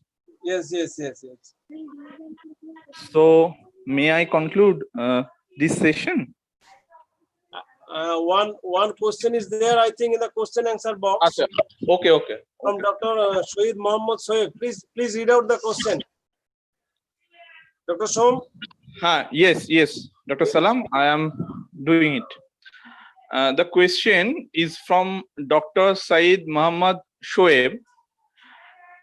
He has asked that, dear Dr. Ganguly, have you tested mosquitoes in your lab? That's a very good question. So after we found that the mosquito IR76B have the same function as that of the flies, it was the most logical step to study, to have a IR76B mutant mosquito and then test it. But unfortunately, when we used CRISPR-Cas9 to generate IR76B positive mosquitoes in our lab, those mosquitoes don't survive, they would die. So presently, there is only one lab in the world, which is Leslie's lab, which successfully made IR76B mutant mosquitoes. But since they haven't published that yet, they are not yet sharing those flies. And in my new lab, in Craig Mundell's lab, there are some grad students and postdocs who are trying to generate these IR76B mutant mosquitoes. But yeah, I didn't get a chance to test these mosquitoes for amino acids. Okay. Thank you, Dr. Ganguly, for your kind answer. You have addressed the question asked by Dr. Syed Muhammad Shoaib. Is there any other question from the participant?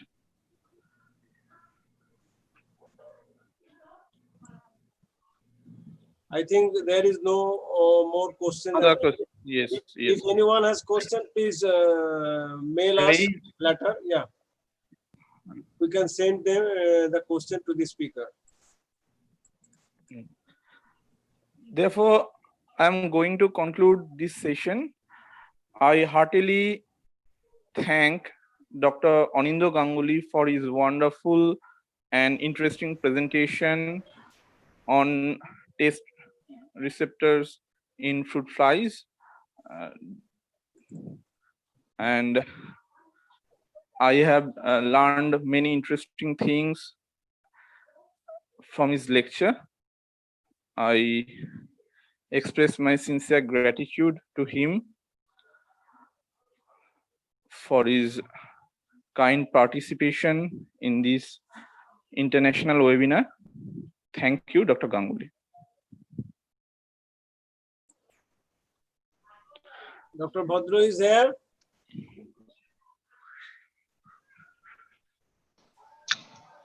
Hello. Hello, Dr. Bhadro. No, this is Shishendra Sarkar.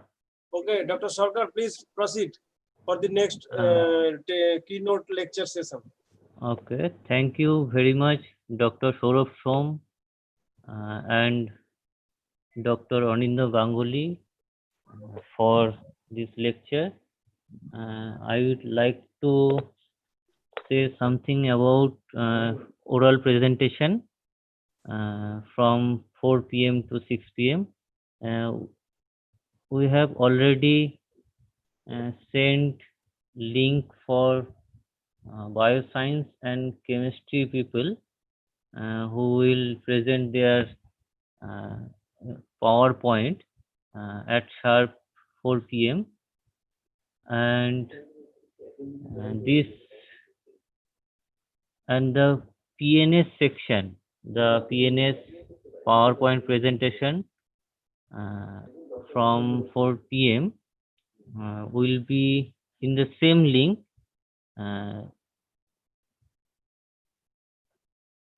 And our next speaker is coming shortly. Please bear with us. And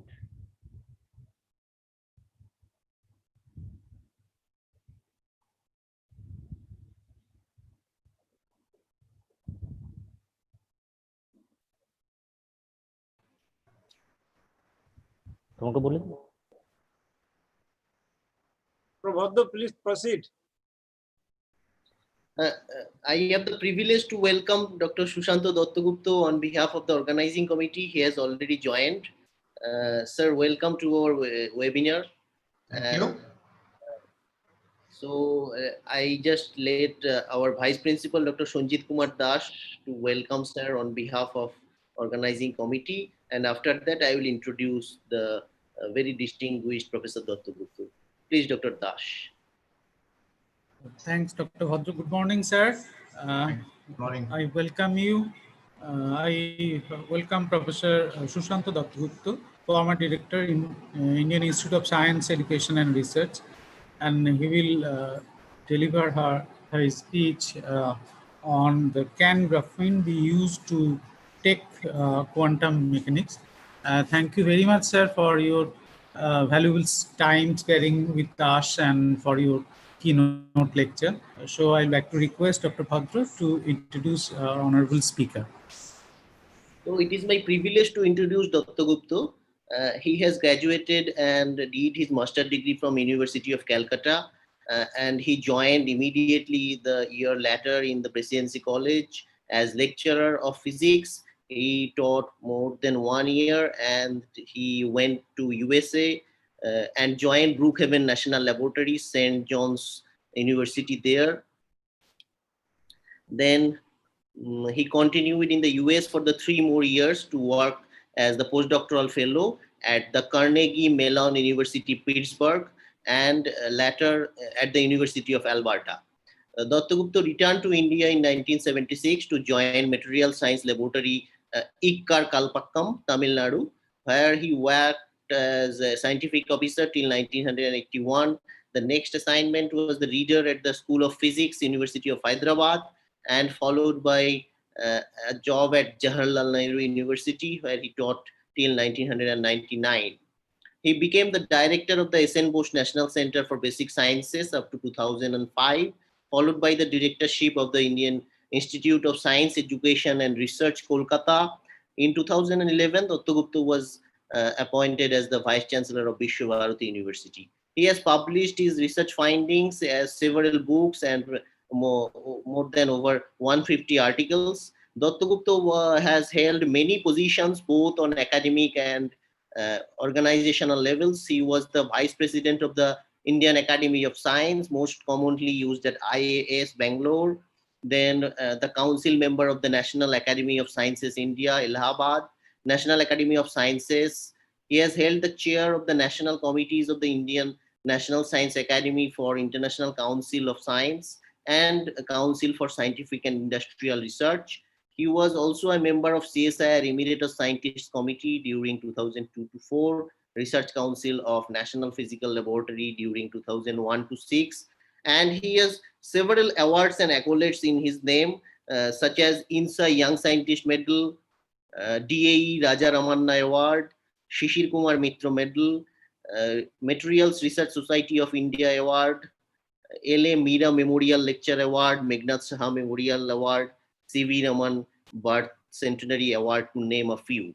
And his current research interests are belong to the non-equilibrium statistical mechanics, dissipative quantum systems, nanomaterials, fluctuation spectroscopy, and quantum optics. So it is my privilege to introduce sir, and he will be going to talk about can graphene be used to teach quantum mechanics. So thank you once again for accepting our invitation, sir.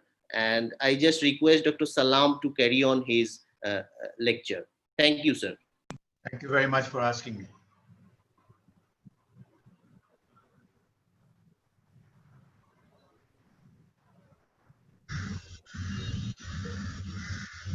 I'm grateful to the Bhairab.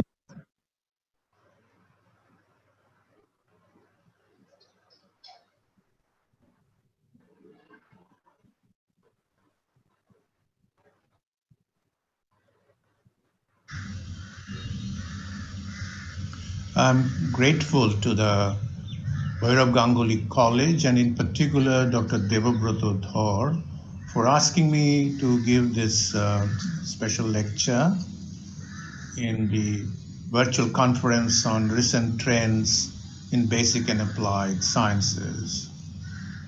The title of my talk is Can Graphene Be Used to Teach Quantum Mechanics? Graphene, as you know, is a wonder material of the future with remarkable attributes of immense technological applications. It's an allotrope of carbon in the structure of a single layer of carbon atoms, each on the vertex of a hexagonal or honeycomb lattice. Graphene is blessed with some extraordinary properties, such as mechanical strength. It is about 100 times stronger than the strongest steel. It has unusual transport property. It's a highly efficient conductor of both heat and electricity. Magnetism, graphene has a large and nonlinear diamagnetism facilitating levitation. Catalysis, a single layer of graphene, is 100 times more chemically reactive than thicker sheets, and it has application to biomaterials as sensitive biosensor. So graphene, as you all know, is a single layer of graphite, as the figure shows now. It's the thinnest 2D material, and 2D systems have remarkable quantum electronic properties. It has 97% transparency, and it is conducting. Let's now first come to discuss the electronic structure of graphene, and before that, the electronic structure of a single carbon atom itself. As you know, carbon has 6 electrons, of which 4 are valence electrons, because 2 are locked up in the lowest energy 1s state, and then there are 4 valence electrons in the 2s and 2p states.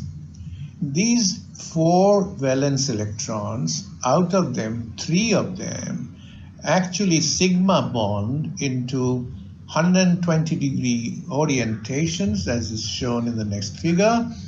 And these sigma bonds have exceptional structural rigidity, and in particular responsible for the honeycomb structure of graphene. So this is quite remarkable that the material structure, the solid state physics structure of graphene emanates from the electronic configuration of the valence electrons of carbon. So if you have these 3 electrons taken care of, forming sigma bonds, you're left with 1 electron, which in fact is free to move about. And this is the lone electron which is responsible for all remarkable transport and electronic properties of graphene. This electron then forms by hand holding with a neighboring pi electron and form a pi bond. Now I come to tell you how already within the simple valence structure of carbon atoms, we have come across some fundamental axioms of quantum mechanics. A particle, such as an electron, positron, proton, neutron, cannot be localized. Hence, delocalization in consonance with the uncertainty principle. Like if you want to localize a particle, its position will be fixed, but then its momentum will be uncertain. Thus, an electron is not just a particle, it's also a wave. the identity of the particle is lost because the density can be measured only by the probability amplitude of the wave, or in particular the wave function. Once a quantum particle is believed to be a wave described by a linear equation, what is now called the wave equation or Schrödinger equation, because of linearity, any linear combination of the allowed wave functions is also a possible wave function of the particle. This principle is called superposition principle and is at the heart of the non-relativistic quantum mechanics described by the Schrödinger equation, which goes back to 1925 to 26. Then came the attribute of an internal structure of the electron called, which is like the orbital angular momentum, called the spin angular momentum. This was, as you know, in the history of quantum mechanics, was first seen or hypothesized in the Stern-Gerlach experiment. Then it was proposed by Gauss-Schmidt and Uhlenbeck, and finally was given a formal mathematical description in terms of the Dirac equation in 1928 to 1930. But before that, Pauli actually discussed the spin angular momentum properties of spin half particles, which are summarized in the next slide. So the spin s, apart from the Planck constant by 2 pi h bar and a factor of 2, is given by the different Pauli matrices. The Pauli matrices sigma x, sigma y, sigma z, along with the unit matrix 1, which has only diagonal components of 1 and 1, form a complete Hilbert space for this two-dimensional description of the spin angular momentum. So you can easily check from the last two equations that the Pauli matrices do not commute with each other, but they anti-commute, meaning that sigma x, sigma y plus sigma y, sigma x will be equal to 0, as you can easily check from the matrix structures. The sigma matrices are Hermitian, traceless matrix of dimension 2, as mentioned earlier. And so, as I said before, any 2 by 2 matrix can be written as a linear combination of the sigma matrices and the identity. This allows us to introduce what are called the Dirac-Bra and Ket notations, very well described in most elementary books on quantum mechanics, in particular Dirac's own book on quantum mechanics. So you can easily verify by matrix multiplication that the two columns, 1, 0 and 0, 1, called the state vectors, are the eigenstates of sigma z with eigenvalues +1 and -1, respectively, corresponding to the two values of the oppositely oriented spin. It is Dirac who introduced compact notations for the state vectors and their conjugates as follows. You write a bra vector plus as a column 1, 0, and a bra vector minus as a column 0, 1, with corresponding ket vectors, which are the adjoint columns. And these are called ket and bra. While coming from by juxtaposing the two phrases from bracket. Well, the above ket and bra vectors are the state vectors of any two-state system. Such two-state systems abound in nature. For example, the energy states of a two-level atom or a qubit, as is used in quantum computation, or even describing the minima of a double well. Now, in the next slide, you consider a product of the ket plus with a bra minus. Now, this is now an operator. It's not a number, unlike a scalar product or an inner product. It denoted by P sub plus minus, and by direct multiplication of a column with a row, you get a matrix as evidently suggestive of the fact that it's an operator, and this matrix has mostly zeros in 3 places, but an important entry of 1 in an off-diagonal term, and therefore it has evidently non-zero matrix elements between the plus and minus states. And and that is exactly equal to 1. Therefore, in a two-state system, a quantum particle is envisaged to move, and p plus minus or p suffix minus plus facilitate the transfer of the particle from the left to the right or to the right to the left minimum. This phenomenon is euphemistically called tunneling in quantum mechanics. Again, this is as far as basic quantum mechanics is concerned, which you all learn in your first course in quantum mechanics, even today, even in your undergraduate days. And from now, quantum mechanics, you go into the Dirac equation. But as a prelude to the Dirac equation, let me remind you of the special theory of relativity enunciated by Einstein in 1905. The theory of relativity says that even if a particle doesn't move, it has got a rest energy E given by mc squared, where m is the rest mass and c is the speed of light. The particle starts moving, then the energy is given by the square root of mc squared squared plus cp squared under the roots. Now, if you look at the velocity, which is given as by definition is the derivative of the energy with respect to the momentum, it has a numerator Cp and a denominator given by the radical in the equation as shown in the slide.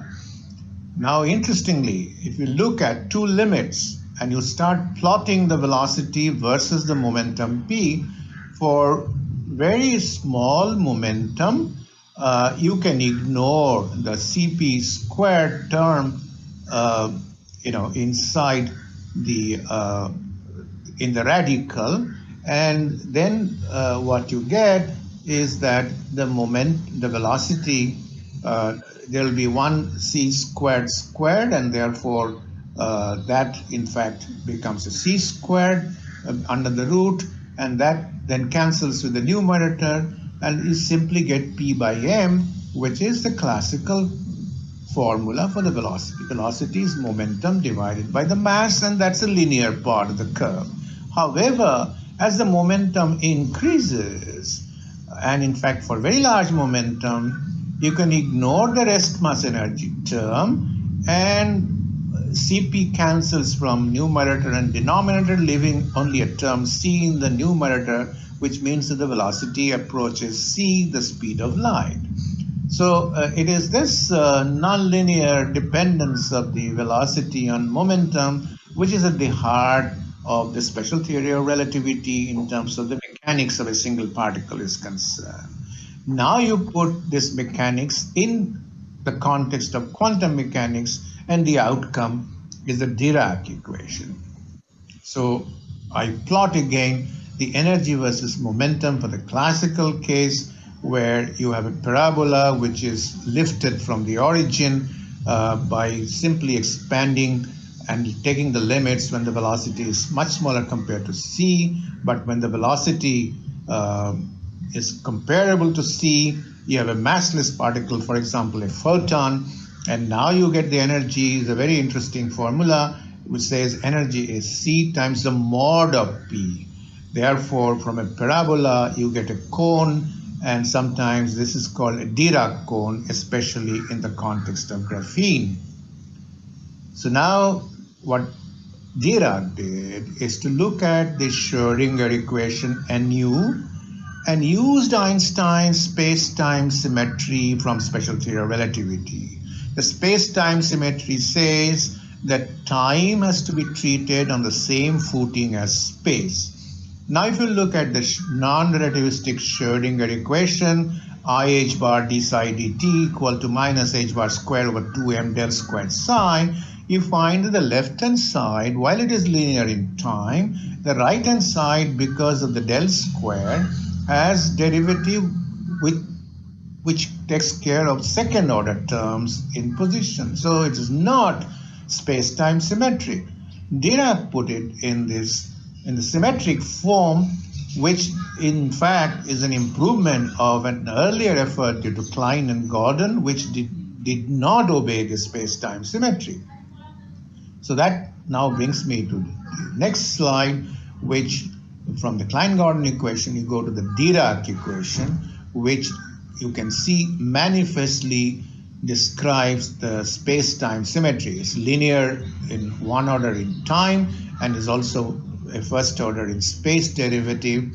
And you get, however, the price you pay is that you have to introduce some 4x4 matrices and these gamma matrices, which are defined in terms of the Pauli matrices. So I have given the relationship between gamma 0 and the sigmas, and the gamma 1 and the gamma i's in particular, and the sigmas.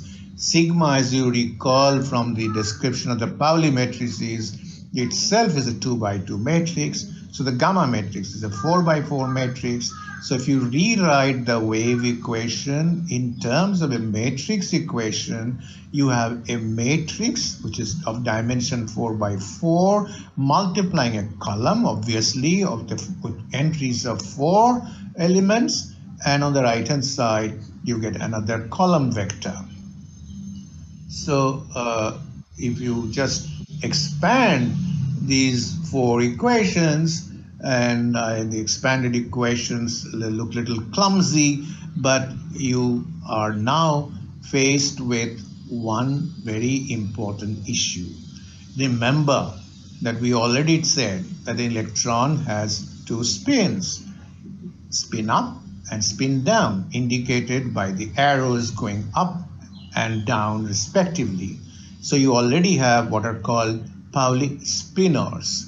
However, in order to preserve the space-time symmetry, Dirac landed up with these 4x4 equations. So you bring in now 2 other degrees of freedom. And this Dirac interpreted that because the energy E, earlier as we said in the complete relativistic limit, is given by C times the mod of P, you actually have the possibility of plus minus C times mod of P. So just as you have positive energy solutions, you also have negative energy solutions. That brings to the notion of particle, antiparticle. If I have an electron, I must also, as Dirac surmised from simple symmetry and space-time concepts, is that an electron would have its antiparticle called the positron. A proton would have an antiparticle called antiproton. A neutron would have an antiparticle called antineutron. Incidentally, in the Large Hadron Collider of CERN, where the Higgs boson, sometimes facetiously called the God particle, the Large Hadron Collider uses collisions of very highly energetic protons, antiprotons. Be that as it may, let's get back to these 4x4 equations, which are called the Dirac equations, which are in this slide. And you see, as I said before, the arrows up and down designate the intrinsic spin, and E and pi represent electron and the charge conjugated antiparticle positron respectively. This has got another remarkable attribute. The Hamiltonian I can rewrite as a sigma operator plus mc squared times a matrix beta, where sigma and beta are also 4x4 matrices, and sigma in particular has the structure which is called the helicity matrix because it is proportional to the projection of the momentum on the speed of light. So therefore, it in fact is sorry, not the speed of light, but the sigma operator spin of the electron. So therefore, the helicity describes the relative polarization or orientation of the spin with respect to the propagation direction. Now, from these 4 equations, which also build in the concept of rest mass energy, we can go to the ultra-relativistic limit, especially for massless particles. And that, in fact, leads to what are called Weyl electrons. Now, in addition, if you restrict yourself to 2 dimensions, which we will eventually relate to the problem of graphene, which is a 2-dimensional solid, which means that you ignore the z component of the momentum. So you set the pz term to be equal to 0, then you get somewhat simpler 4x4 equations in which the rest mass energy term has also disappeared because you have now gone to the ultra relativistic limit. So these 4 equations are given as here are the basis of what happens in graphene and why the electron in graphene is called the Dirac electron, as we will now discuss in detail. You find out that though you have 4 equations with the speed of light appearing, the relevant velocity in graphene is actually the Fermi velocity, which is not of magnitude 3 times 10 to the 8 meters per second, but just simply 1/300 of the speed of light.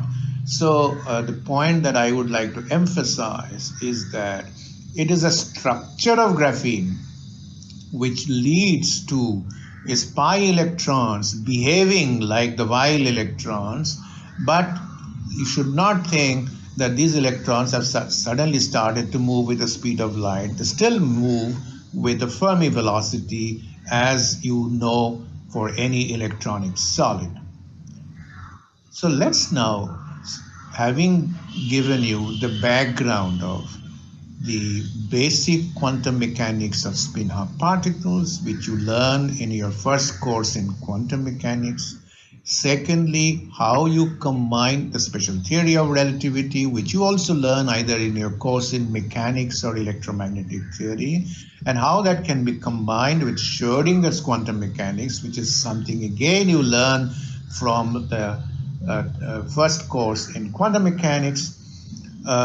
So by combining all these things, Dirac came up with these 4 equations, especially in the ultra-relativistic limit called the Weyl equations. Now with this background, we now move into the electronic structure of graphene. We have already talked about the electronic structure of a single carbon atom, which is actually taught in chemistry in class 11-12 today in your class 12 CBSE syllabus. So recall that we already talked about the sigma bonds. The sigma bonds have these relative orientations of 120 degrees, and then they form what are called sp2 orbitals. Why sp2 will become clear later on, because you're actually taking a linear combination of the wave function for one 1s electron and two 2p electrons. Then this is given in part A of this figure. In part B, you have this unhybridized single pi electron, which then lies normal to the xy plane, in which the 3 sp2 hybrids lie, which is given in figure B. Therefore, now we graduate from a single carbon atom to graphene. The wave nature of the electron makes it lose its identity, what is referred to as hybridization. So hybridization is another way of expressing linear superposition principle of quantum mechanics of the wave function. You remember we said that there were these 4 valence electrons to account for carbon, and these 3 out of these 4 electrons are in the 2s1, 2px1 and 2py1 orbitals, and they superpose, yielding the sp2 hybridization as given in these 3 equations. These are the 3 linear equations of combination of 2s and 2px, 2py states. Fully normalized and orthonormalized, because these 3 wave functions, SPA2, SPB2, and SPB3 PC2 must be orthonormal to each other. Finally, you have this double bond in which one sp2 hybrid of a single carbon atom overlaps with its partner in the neighboring site to form a sigma bond.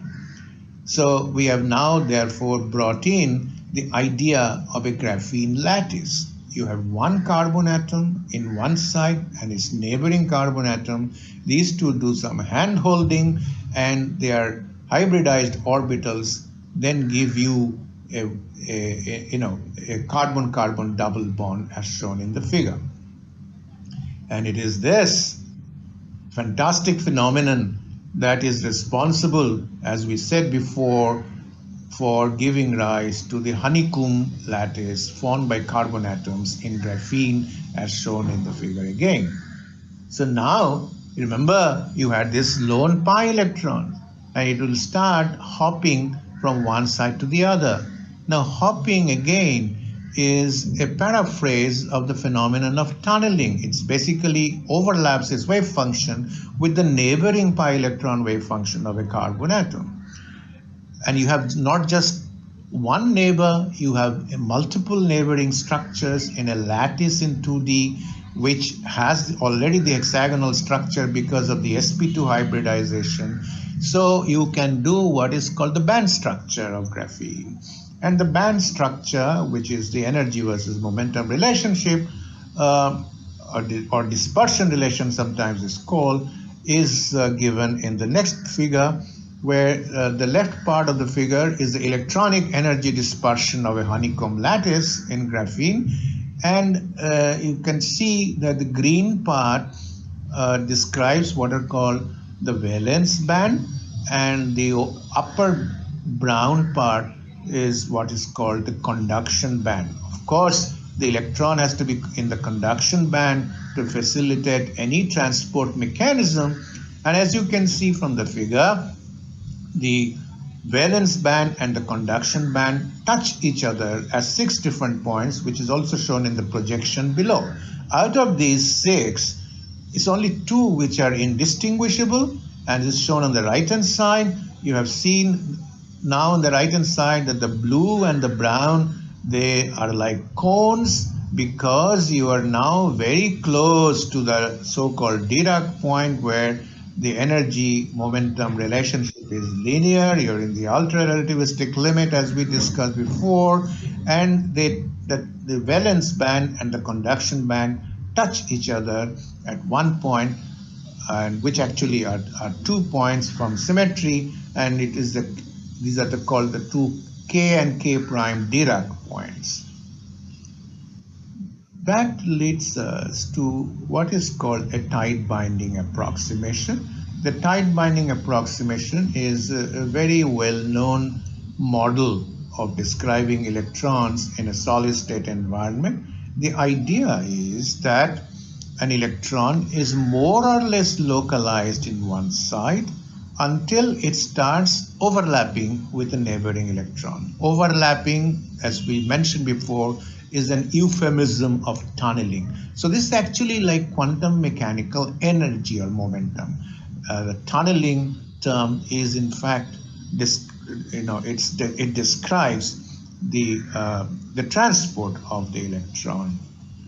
So in the tight binding approximation, what you say is that the electron could be either on one side of the sublattice, which you denote by the subscript capital A, and the lattice sites are described by the Greek indices I, J, etc. So I have now 2 sublattices, because as I mentioned before, the honeycomb structure can be thought of as 2 interpenetrating triangular lattices. So one of these triangular lattices you denote by capital A and the other by capital B. So call them the sublattices.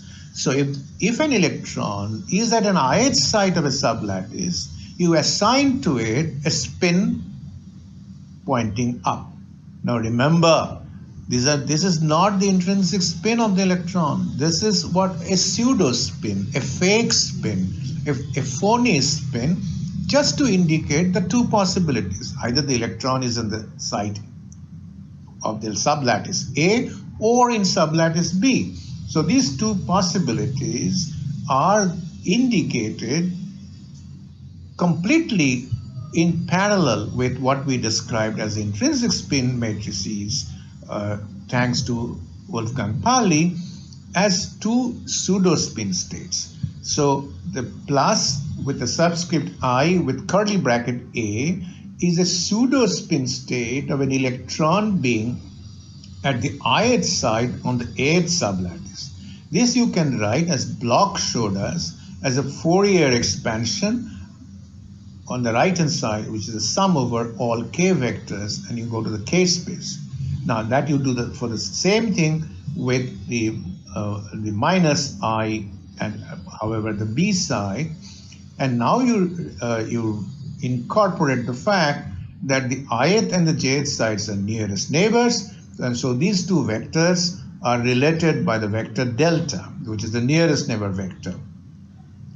So the tight binding approximation amounts to saying that the overlap of the electron in the ith side and with its partner on the nearest neighbor sides on the B sublattice will give you something like an hybridization, or what Pauling called symmetric and antisymmetric states, are bonding and antibonding states. So the symmetric states are the bonding states, and the antisymmetric states are the antibonding states, which are indicated in this view graph with a proper normalization factor of square root 2. And so in terms of these, you can rewrite the full Hamiltonian for the electron in this two-dimensional lattice by assuming that we only couple by nearest neighbor interactions, and that coupling constant is the tunneling frequency T, which is taken to be a constant which is outside the summation term, and you have the Hamiltonian equation as given here. You can easily, again, you can write it as, if you take it between the two ith and jth sides, fixed ith and jth sides is a 2 by 2 matrix. You can diagonalize it, and the eigenvalue is given by epsilon k, which is plus or minus square root of mod t of k squared. This is beginning to be reminiscent of the Dirac theory in the ultra-relativistic limit, especially if you now take this energy T as a function of the momentum K, which you get by doing this block representation and the Fourier representation, then you can easily calculate what T of K is. But for doing that, it's an exercise that all students must carry out. You have to assign what are the lattice vectors in terms of the basic lattice parameters. This is something that you learn in Kettel's book in solid state physics. So you have the A1 and the A2 vectors, which you can easily see by looking at the two interpenetrating triangular lattices of the honeycomb structure. You can also calculate the corresponding reciprocal lattice vectors. The reciprocal lattice vectors must be orthogonal to the real space lattice vectors. And you can also have the three nearest neighbor vectors, delta 1, delta 2, and delta 3. Using those, you can go to the reciprocal space and compute what are the k and the k prime points. The k and the k prime points are given in the last equation, which is something that I leave as an exercise for all the students. This is a simple algebra that you carry out by going from the real space to the reciprocal space.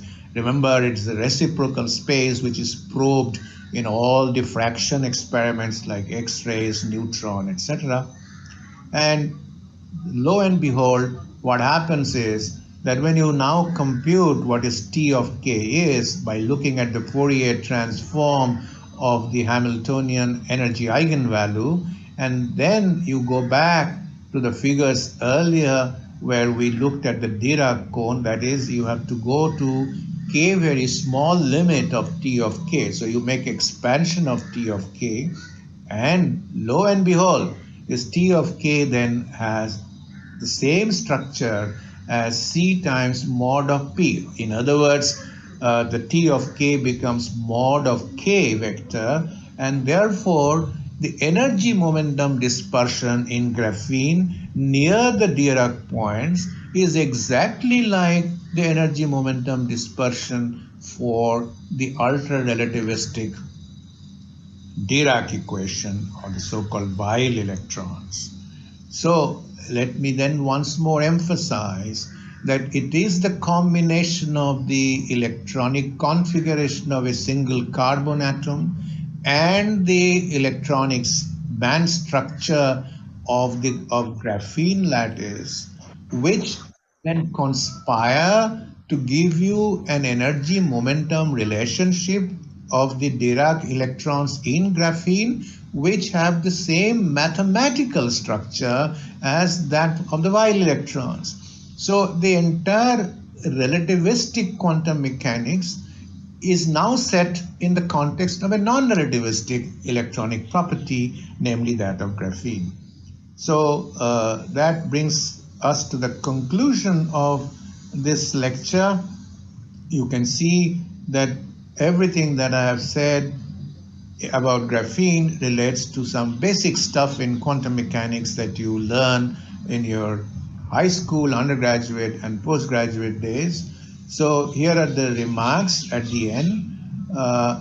Let me just read from the slides. Most of the quantum mechanical concepts employed here are there in the high school +2 syllabus, although they are scattered, like ideas on orbitals, bonding, Schrodinger equation, electron spin, they find places in chemistry syllabus. On the other hand, rudimentary notions of special relativity occur in physics, matrices appear in mathematics. Bringing all these things together in the context of graphene is a wonderful exercise that I love to share with you. Finally, it ought to be stressed that calling graphene a Dirac solid is metaphorical. The actual electrons in graphene neither have zero mass nor do they travel at the speed of light. What is amazing is that certain predictions of relativistic quantum mechanics, which have so far eluded experimental verifications in high energy physics, can now find justification in the down-to-earth laboratories of graphene. At the end, in the slides, I give some references which you can read. These are mostly textbooks. The Atkins book in physical chemistry is a wonderful treatise on where you find most of the stuff on the carbon valency, the sp2 hybridization, the pi bonding, etc., etc. Then there are some resonance articles which are very readable because, as you know, resonance published by the Indian Academy of Sciences is meant for science education for college and university students in particular.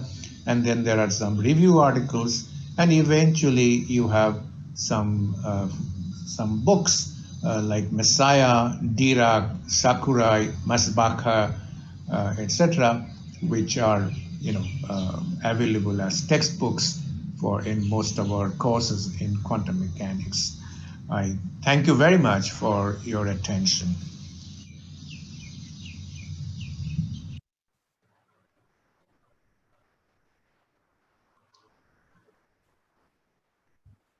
Thank you very much, sir, for your illuminating lecture on graphene, and almost all the properties and the unusual behaviors of the allotropes of carbon you have touched, and we are very grateful to you for such a illuminating lecture on graphene. So, as this is the keynote lecture, we cannot take any questions on this. But if you supposed to have any questions on graphene, can you please let you inform in the chat box so that as Sir is available with us, we can ask him any questions. So can you please raise your hand and ask any questions in this regard of graphene and what Sir has already said in the keynote lecture. And Sir, There is a question in the question answer box. okay. Well, before that, I want to say that I'm sorry for mixing up Dr. Bhadra's last name. আশা করি উনি কিছু মনে করবেন না, আমার Apology. নিশ্চয়ই উনি ভদ্রলোক তো বটেই, ভদ্র যখন নাম তখন ওটা ভুলটা ধরবেন না আর কি। আর it was a great pleasure to talk to all of you. আর প্রশ্নগুলো যদি আমাকে কেউ ইমেলে পাঠিয়ে দেন, আমি আস্তে আস্তে সেগুলো ইমেলেও জবাব ওকে থ্যাংক ইউ স্যার। এখনো জবাব দিতে পারি, আরো ডিটেল যদি কোনো আরো প্রশ্ন থাকে।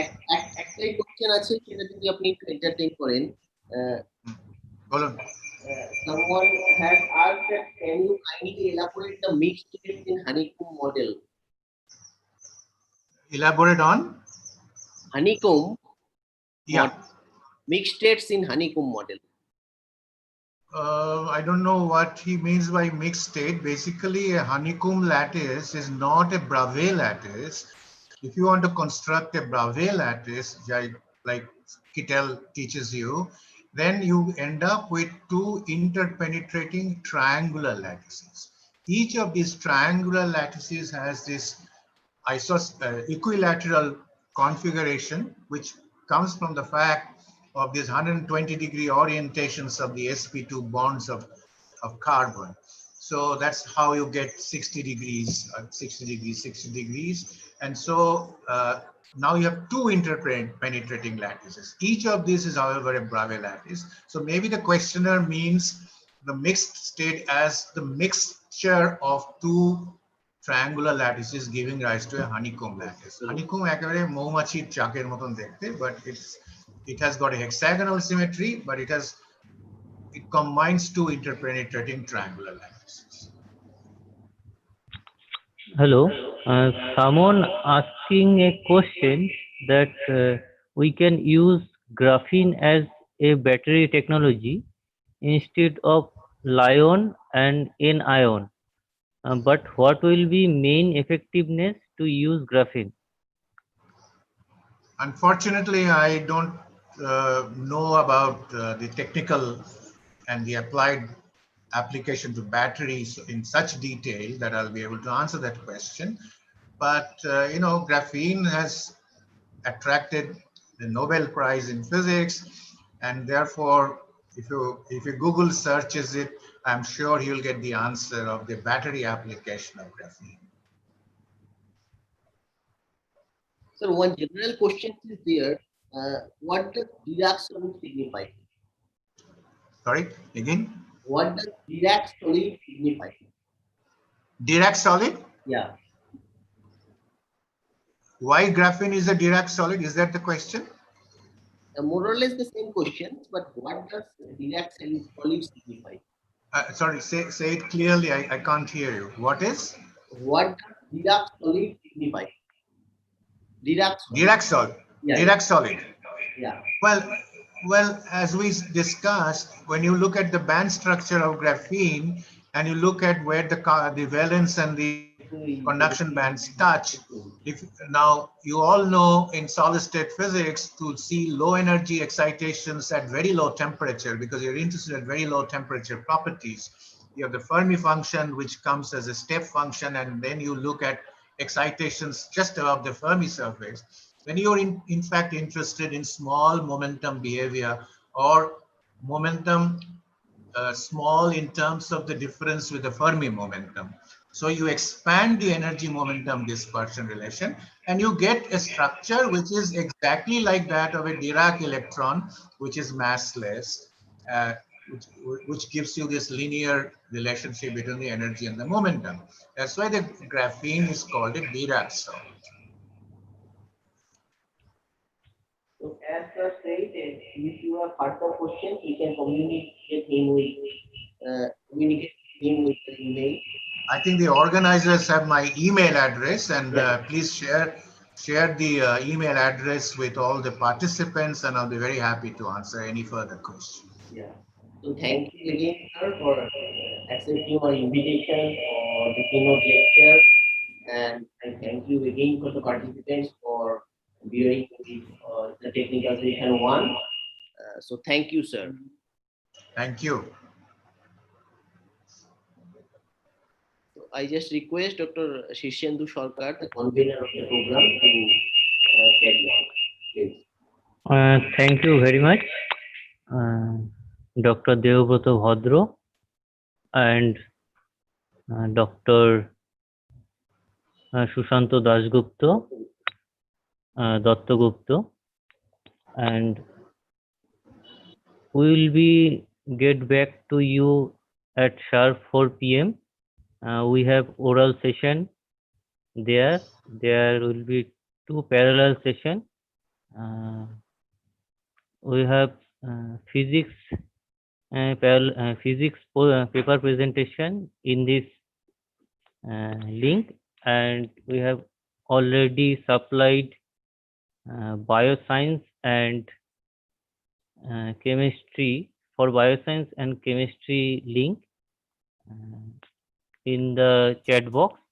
Please follow the link, and this session is over now. Thank you very much.